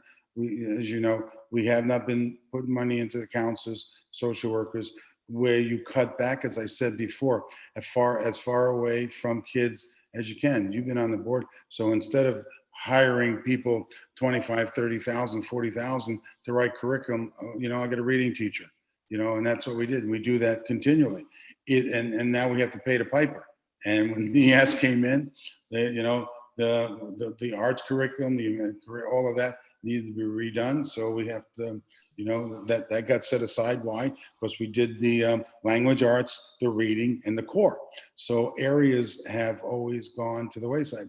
The wonderful thing about Danbury High School, it is one of the most comprehensive high schools you will find in the state. And I have to commend the Danbury citizens. We have areas that you can study at Danbury that some of the finer city schools, even urban schools, can't do. We've maintained those. How? By cutting away from them as far as we can. And so all of this concern. Now, will they take your accreditation away? I don't think so. They may, the report, and they'll ask us, strategically, how are you handling this? I mean, we'll have to talk about the pandemic. We'll have to talk about the resources. But, I don't believe that we're taking any accreditations away from us, but they're not going to be happy when we say we don't make the success. In this budget, there's money to deal with those areas, particularly the curriculum instruction piece. Okay. My concern here, I'll finish with a comment, is just that it's been a systematic defunding of our public schools that have led to where we are now. It is a crisis point, and people may not want to call it that, but that is exactly what it is. I have a daughter in the public school system, much like Councilman Alves, who has his children in the school systems. And even before our children were part of the school system, we toured the schools. We visited the schools along with Councilman Salvatore and other board members. And we see the needs, classrooms at the end of a hallway separated by curtains, ESL on carts, classrooms on stages and cafeterias. And it's just not what this pinpoints this right here. does not support the full implementation of a 21st century curriculum. And if we want to be a 21st century city, we have to realize that we have to be making these investments. In the last 10 years, we haven't. And so when we want to be able to attract jobs, we want to be able to attract companies, sustainable jobs for our families, not just, Popeyes and Burger Kings. We have to be able to provide a good education system. So, the need that you have, I won't even call it an ask from the Board of Education. It's a need. It's a dire need at this point. And I don't think we can go any further without funding it or with ignoring it. So thank you, Mr. Chairman. I hope that we can come to an agreement on some point here and fully fund our schools the way that our teachers and our students deserve. Thank you, Mr. Councilman. Councilman Shanice.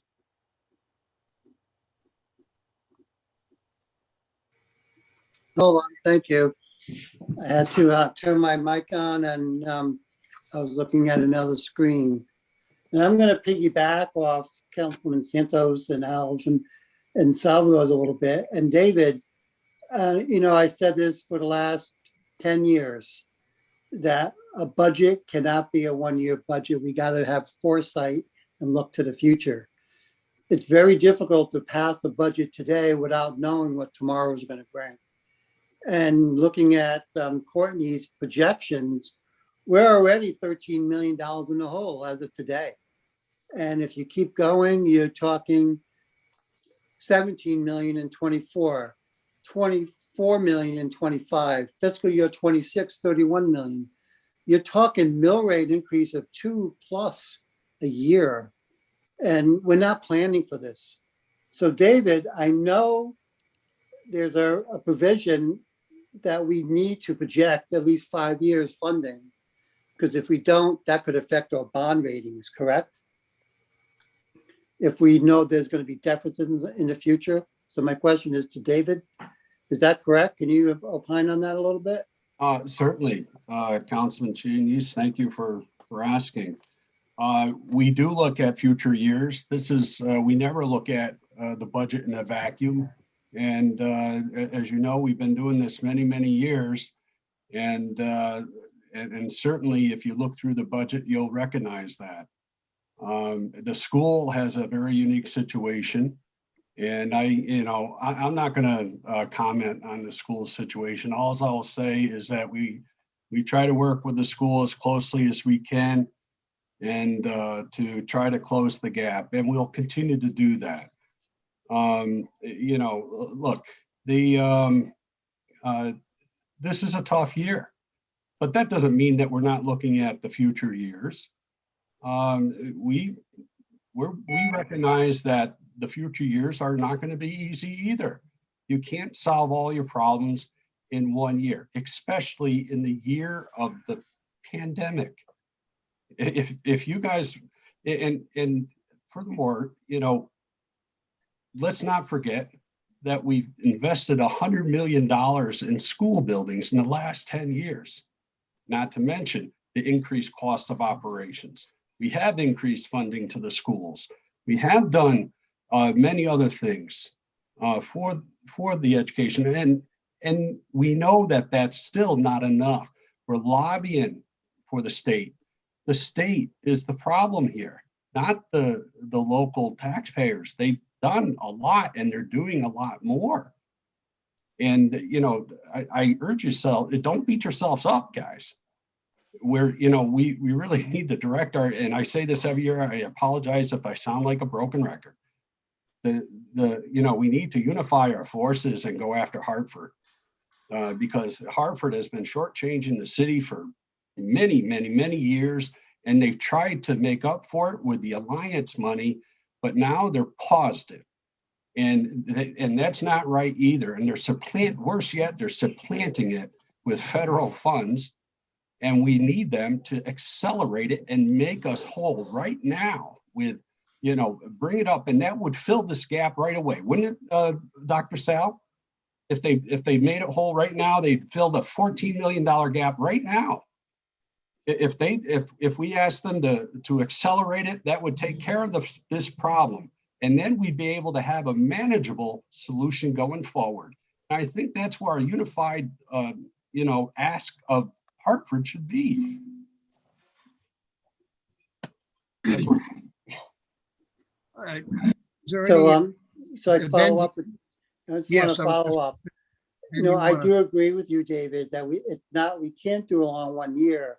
But I think that's what we're trying to say, that we got to start planning today for our future, to where we can start putting an education reserve together, to where we budget that reserve for every year, we put a little bit away. So when the time comes, we don't got to do a 4 million, or not a 4 million, a 4 mil increase in fiscal year 2026. But That we Councilman, if in the middle of a pandemic isn't when the time comes, then when is when the time comes? Well, again, 4 mils in 2026, that could be as high as $18,000 a year for the average taxpayer. It's a lot of money. If we don't start planning now to try to minimize that, that's all I'm saying. It's not an easy task, but the answer can't be is to wait and keep waiting, and hopefully that the state will come through or the federal government will come through. But at the end of the day, we're the ones who have to look at our schools and make sure they're operating to the best they can be. So that's what I got to say. Thank you, Chair. I yield the floor. Thank you. Did Vinny DiGilio, Councilman DiGilio, have you on the list? Thank you, Mr. Chairman. I have a question and a comment. I'll start with my comment. Just overall, that it's always nice to get together with everybody. I do agree that in person's great. We would prefer in person. This is not as personal, but I do learn something every time we all get to meet and talk about these things. And I do encourage everybody that there is quite a bit to be proud of that the Board of Ed does, and the hard work that everybody puts in, and we as the council help support. So let's not lose sight of some of the things that we can all be very proud of, knowing that there are things that we could all look to do better as well. So that was just my comment. But my question through you, the chair, and I think this is probably best for either Dr. Sal or Courtney. I just am curious, when it comes to this fiscal year 2021, 2022 budget and before us, are there any union contracts coming due? And if there are, are raises part of them? Are they factored into this budget?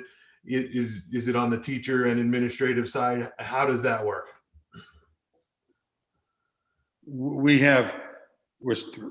I think we have one more year on the administrative one that we'll be doing this summer. I think the teachers are good for another year. Kim is not on here. I'd have to, but everything is factored in there. Right at this point that I know of, Ms. Julio. Yes. Yeah, So we don't have any anticipated, right, Courtney? correct, yeah. Well They known. put in the current contract increases, and I believe the nurses are about to come up. And Yeah. we applied an assumption about how they've bargained in the past and what's going on in the surrounding communities for what we can expect from that. So you expect a nurse's contract to come up, but when it comes to teachers, you're not sure if the teachers has a contract coming up? Teachers Yeah. isn't another year. Yeah, this year they're at the last year of their contract, right, Dr. Sal? I believe Right. so. We'll have next year. We'll start negotiating for that, which means we have one more year left of contract. Kim is not on. I have to double check, but I believe that's the way it is. Great. No, thank you for the clarification. Much appreciated. The administrators are up this summer for sure, which would impact us down the road. We are, just so everybody knows, right? We're trying to work with the bus company. We're negotiating with them. We're doing all of that stuff in order to help us, and we've had good partners from that way. But those things are what's going to happen there is you're going to hear us. I think, Courtney, correct me if I'm wrong, I think we're adding about 10 buses in order to accommodate the opening of in-person learning. Correct. That's the way it's that kind of stuff that it could be one time, if next year when all this goes away, we're going to need some of those buses, not all of them, with the increased enrollment. But it's a shock to the system when you add that That's many. through ESSER. That's through the ESSER funds, Dr. Saw. I just want to clarify. This budget put forward just one bus. We shifted that one bus to ESSER. In addition, we increased it in our latest ESSER that we're looking at for the application. And we're working with the bus company because they're able to front us through Dr. Sal's negotiations, potentially some savings next year. If the board approves us to do a renewal or extension of the existing contract, they'll give us a freeze for next year on our operational budget on the growth, so we can use that portion to offset some of our need for next year. We also froze the maintenance contracts. We got some agreements for some of our contractors on the maintenance to keep things status quo. We also assumed some retirement savings in our budget, as well as, because we plan for that health insurance reserve, we were able to maintain a pretty steady state. If you look back 2 years, when we were on a more predictable trend with the health insurance, we were able to, more appropriately reflect our health insurance costs in the budget for some savings. So we do have some savings that we were accounting for to offset some of those needs that are already in the budget.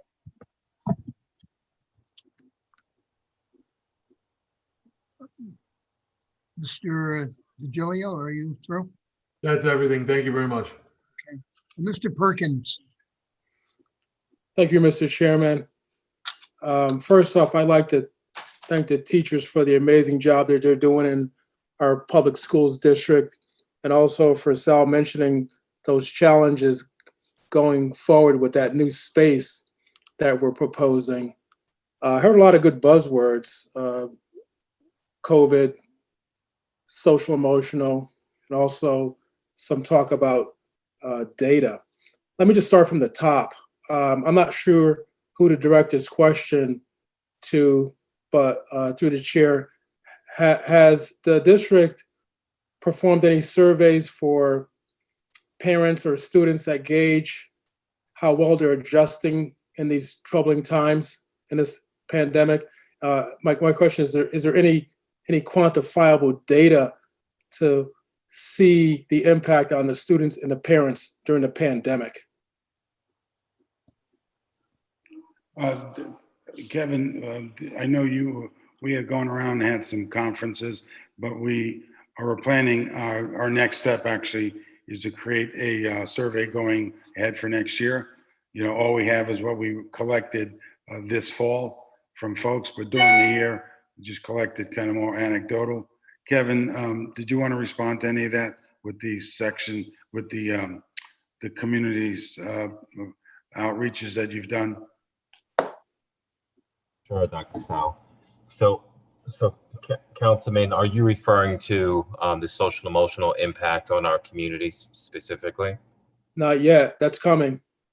Mm-hmm. Mm-hmm. And so part of the survey that we've done in the community is certainly requests for in-person learning and remote learning. In both instances, families have made us aware of their challenges with work, made us aware of their challenges in terms of availability for the options that we had provided, whether it was Monday, Tuesday, or Thursday, Fridays. We certainly have surveyed families to get feedback on whether or not they had access for online learning. We've responded. We've also surveyed community around food insecurity. And in all of those instances, we had a response for families, whether providing hotspots for families, providing food for families. And Courtney, I know she alluded to this earlier, in which we had actually delivered food to families, made sure food was available, throughout the pandemic, and even for students who chose not to come into school for in-person learning, making sure food insecurity was not an issue, or at least food was available for those families as well. That information, through the chair, that information was collected through what source? Was it an online survey? Yes, so some of the surveys included certainly getting feedback from families regarding access for remote learning. And so, we started with looking at students who were not accessing the curriculum, learnings on a daily basis. Like that was certainly part of our search. And then if families were not connected, attendance wasn't an issue for those families. We use whether it's family community engagement or principals in the building to make sure we were connected with those families. In the beginning of the pandemic, actually, we also surveyed families on, if they had a device available to access curriculum. And in those cases, we use that information as well. And people on this call might recall our principals out in their school community handing out laptops throughout the school year last year to make sure all of our kids are connected. We had principals knocking on doors of our homes last year based on feedback from our families and delivering Chromebooks to the buildings. So, the first thing we did was we made sure we deployed every single available Chromebook in our schools to make sure our kids were connected. And then secondly, once we were, I believe we had received an additional allotment from the state, we used those to make sure our kids had the most up-to-date Chromebooks available. Okay. Thanks for that answer. Sure. Mr. Chairman, follow up? Yes, try, if you will, connecting it to a budget, budgeted item rather than an open need.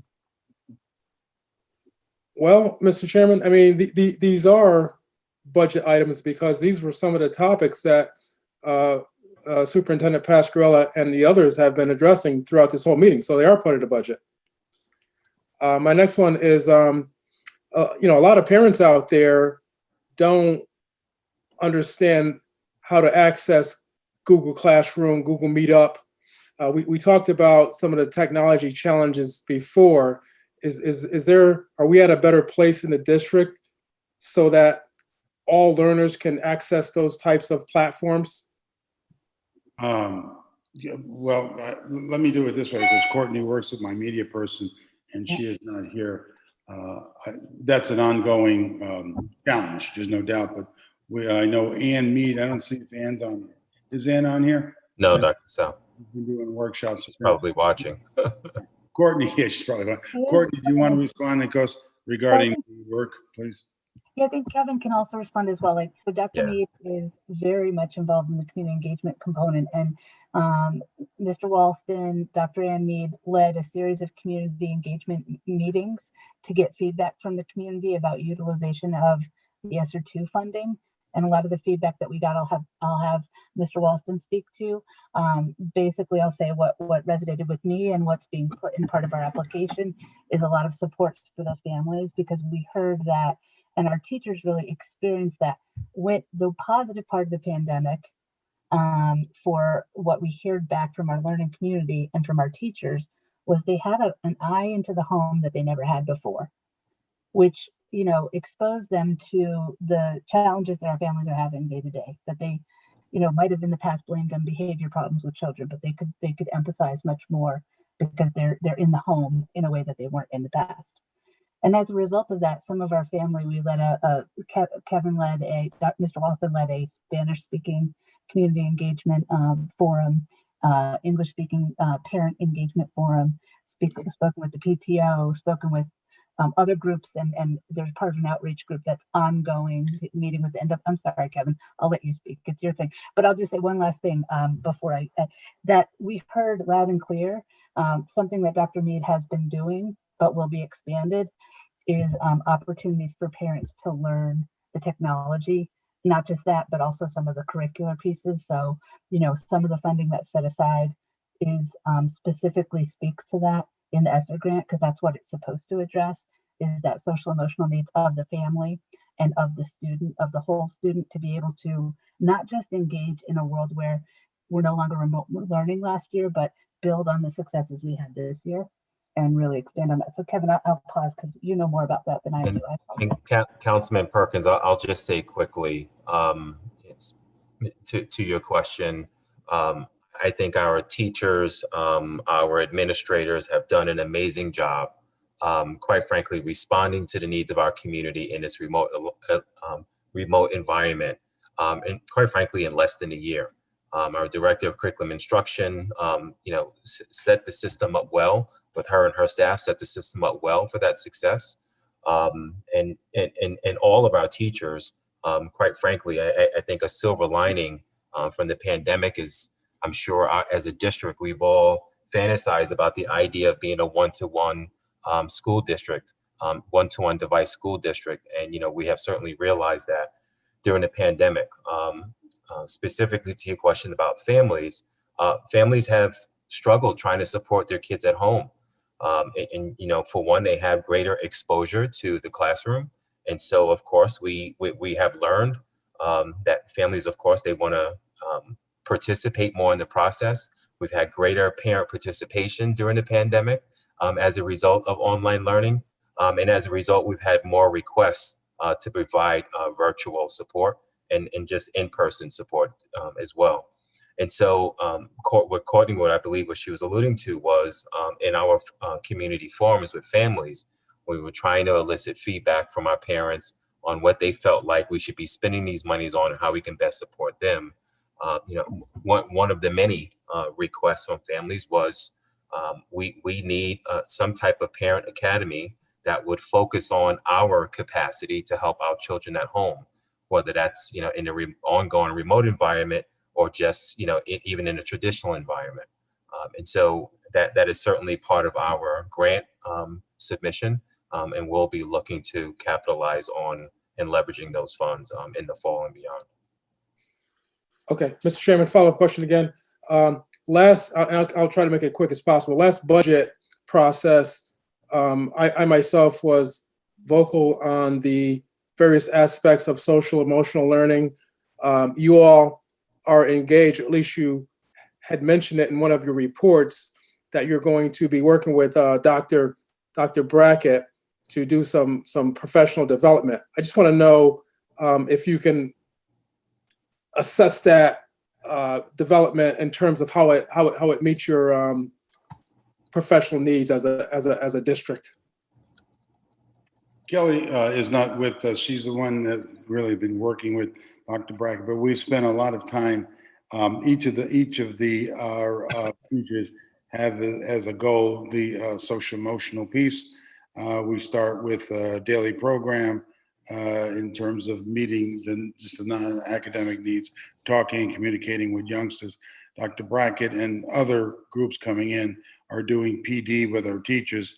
Most of it, i.e., has been remote in modules, and that is going well, and we're going to continue building. Right now, we're looking at, I hate to use this, but there's a program called Ruler, which is out of New Haven, which has been pretty powerful, that we're looking at components of that to implement for next year as we go through. So to continue building that, that's part of this budget now. It's been received very well, and we're trying to look at more of a trainer, our social workers and psychologists being trained, so they're on site to work with training of new staff as they come in. I don't know, Kevin has been working a little more intimately with that. Kevin, you have anything to add to that? So, Dr. Sal, I don't have much more to add on the social emotional piece. Councilman Perkins, I can share with you, and you're probably aware of this. We had a number of challenges as we were hosting community feedback sessions, and probably Dr. Sal probably also recalls where we were holding forums with our community with social emotional trying to address social emotional needs at our high school and particularly in our secondary schools. And so I think the pandemic just quite frankly just further underscored that need. And we're anticipating, tremendous support is going to be necessary at our schools when our kids return to in-person learning. And so, if there was ever a time that we needed to make sure our high school in particular had appropriate student to teacher ratios, which is certainly why it was in the budget. But our social workers, we've seen an increase in that request. And this is all aligned with their anticipated needs in next year and beyond. Another follow-up, Mr. Chairman. Appreciate your patience. So can we say for certain that additional psychologists and social workers have been hired since the last budget process? Yes. Not as many as we wanted to, quite frankly. I'd have to look at it, support staff. but we did. We had more in the budget. No, well, Courtney, you had that number. Do we know what it is It exactly? was an alliance. I can't recall, but it wasn't part of the, it wasn't part of the city's budget. You can get that to me. And, Yeah, and we did do it. Councilman, yes. I just want to end, Courtney mentioned something earlier. Thank you, Mr. Chairman. One more thing. Courtney mentioned something earlier about a data assessment group. You know, I'm happy to hear that because as an educator, that's what we do. We assess data. So as an outcome, I would like to see and like to hear more of what the district is doing to update the community on, you know, just some positive things that are happening within the district, kind of the things that we were just got to talking about here this evening. But thank you for your information and your indulgence, Mr. Chairman, and I'm all done. Thank you. Thank you. You had a big bite of the apple. I'm a big guy. I don't see anybody else that wants the floor, but I do have a couple of things that mystified me, and they're more basic. One of them is that I noticed in the on line item 642, library books, for 4 years it was funded at 12,000, and this year it's funded at $500,000. Can you? Yeah, we just have not, every time we cut the books. We just didn't put what we needed to put in there. NEAS looked at the high school, just, K-12. It's a need that we put forward, telling the town, look, you know what, the kids still need the hard copies. They still need their book. We just didn't fund it. When it came down to And cutting that's the just budget. one classroom library. So you're Dr. supposed to Sal, have- I think this is the classroom libraries for the elementary schools, And it's just which one. comes at, Okay. You're supposed to have a refreshment cycle, which is why, you would typically plan for one every, 4 years or 5 years, if you could even do that. But we did shift that into ESSER because we recognize that that is eligible as ESSER. But again, we'd like to be able to have that as part of our operational budget. It's a basic, need for our students to have up-to-date books, even in a modern world where we're also. And I think what happened to us last year, we handed out books too that didn't come back. These are, for kids to have. And these are individual library books, not only in the media center, which we need, but in the reading programs calls for level books. And teachers gave them out and they didn't come back. So, the money is supposed to go to mitigate academic, and that's why it's in there. and Mr. Levy. I've been on the city council for in excess of 20 years and always asked for the book account to be increased. And one time it was $350,000. And this stood right out because it was a 97% increase that hadn't been done in 4 years. So that was my interest. The other one was the instructor supplies with line item 611, which went from $440,000 to $1.2 million. Okay, these are items that really stand out in this budget because of the prior history that at a time when, things are very tight, and I see that that's a big number. Correct. Yes. So if you look at the history, Councilman Levy, you can see that the spending had been a little higher in the past. Last year, as a result of, again, a braided funding conversation, we shifted some of the instructional supplies into a one-time funding pocket. This is restoring it and increasing it to a level that we feel is appropriate on a per pupil basis. Partially what we were doing in the past was taking some surplus fundings from elsewhere, and at the end of the year, buying instructional supplies. We didn't feel it was prudent to do that anymore. We wanted to plan up front so that people could plan and not be doing sort of a grab bag at the end of the year. And all of our other budget items were deflated to reflect that proper planning. So it's for us to be able to put that out there up front, what's needed. And that's why you see that year over year change. But if you look at the historical trend, we have been spending more in the past. So it's partially a restoration and partially, looking at shifts from other buckets in the budget. I don't like to nitpick over line items. It's the bottom line that's really important. You make the decisions as to how you expend the money. The council just appropriates the big number from there, we have no control over it. And some of the comments and in reference to funding per student, it really is not a good barometer at all. And I think most people understand that are in the system, that, for instance, when they freeze the ECL, the equal sharing of educational money, those districts that have declining population enrollments, the amount of money per student goes up. And with us, when they freeze that ECL money, it's our student population is going up, and therefore it divides out the money, and it looks like we're spending less per student. It's a little bit of the state has done that to us by freezing that ECL money, ECS money, or whatever.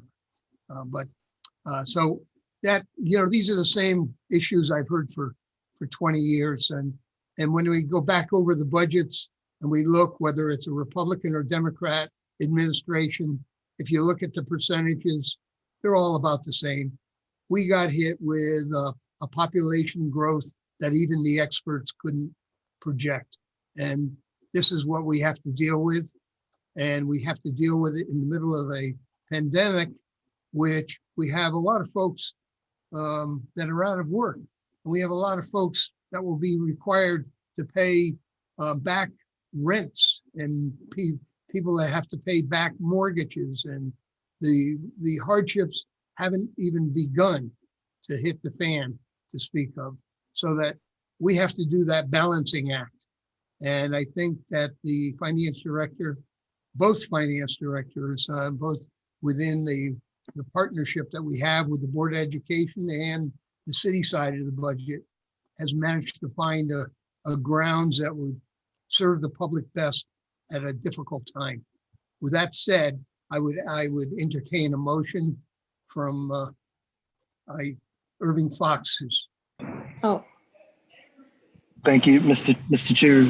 At this time, I move to recommend adoption of the mayor's proposed education budget for 2021-2022 of $137,358,575, of which $137,150,000 designated for the regular school budget and $208,575 for health and welfare. second. There's a motion from Councilman Irving Fox, seconded by Colleen. How about that? Did a mind drop there. Colleen Stanley. Is there any discussion? If not, I'll try your minds from the committee. Richard? Yes. Yeah, sorry. I'd like to make a motion also. I'm sorry, you can't make a motion while there's a motion on the floor. Okay, I'll wait till after.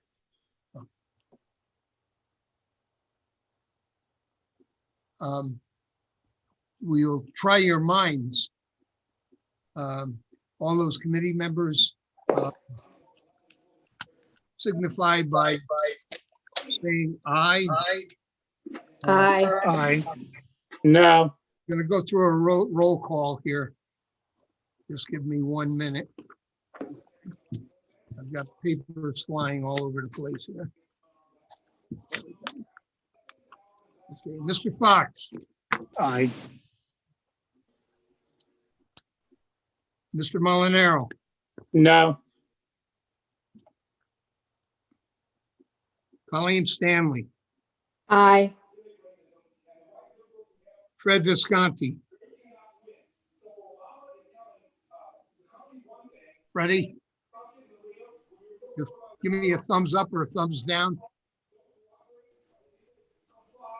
Thumbs Is that up. a thumbs up? That's a thumbs up. Freddie. Good job, Freddie. Good job. That's why they pick him. Remind you to mute yourselves when you're not speaking. Thanks. Yeah. And myself, I vote aye. The ayes have it. The motion carries. Is there any further business to come before this? I don't know of any. Motion to adjourn. Second. Motion to adjourn by colleague Stanley, seconded by, who was it? Motion carries. Meeting is adjourned. Thank you very much for your endurance in this whole meeting. Thank you. Thank you. Bye. Bye-bye. Thank you, Councilman. Thank you, Dave. Thanks, Councilman Levy. Thank you.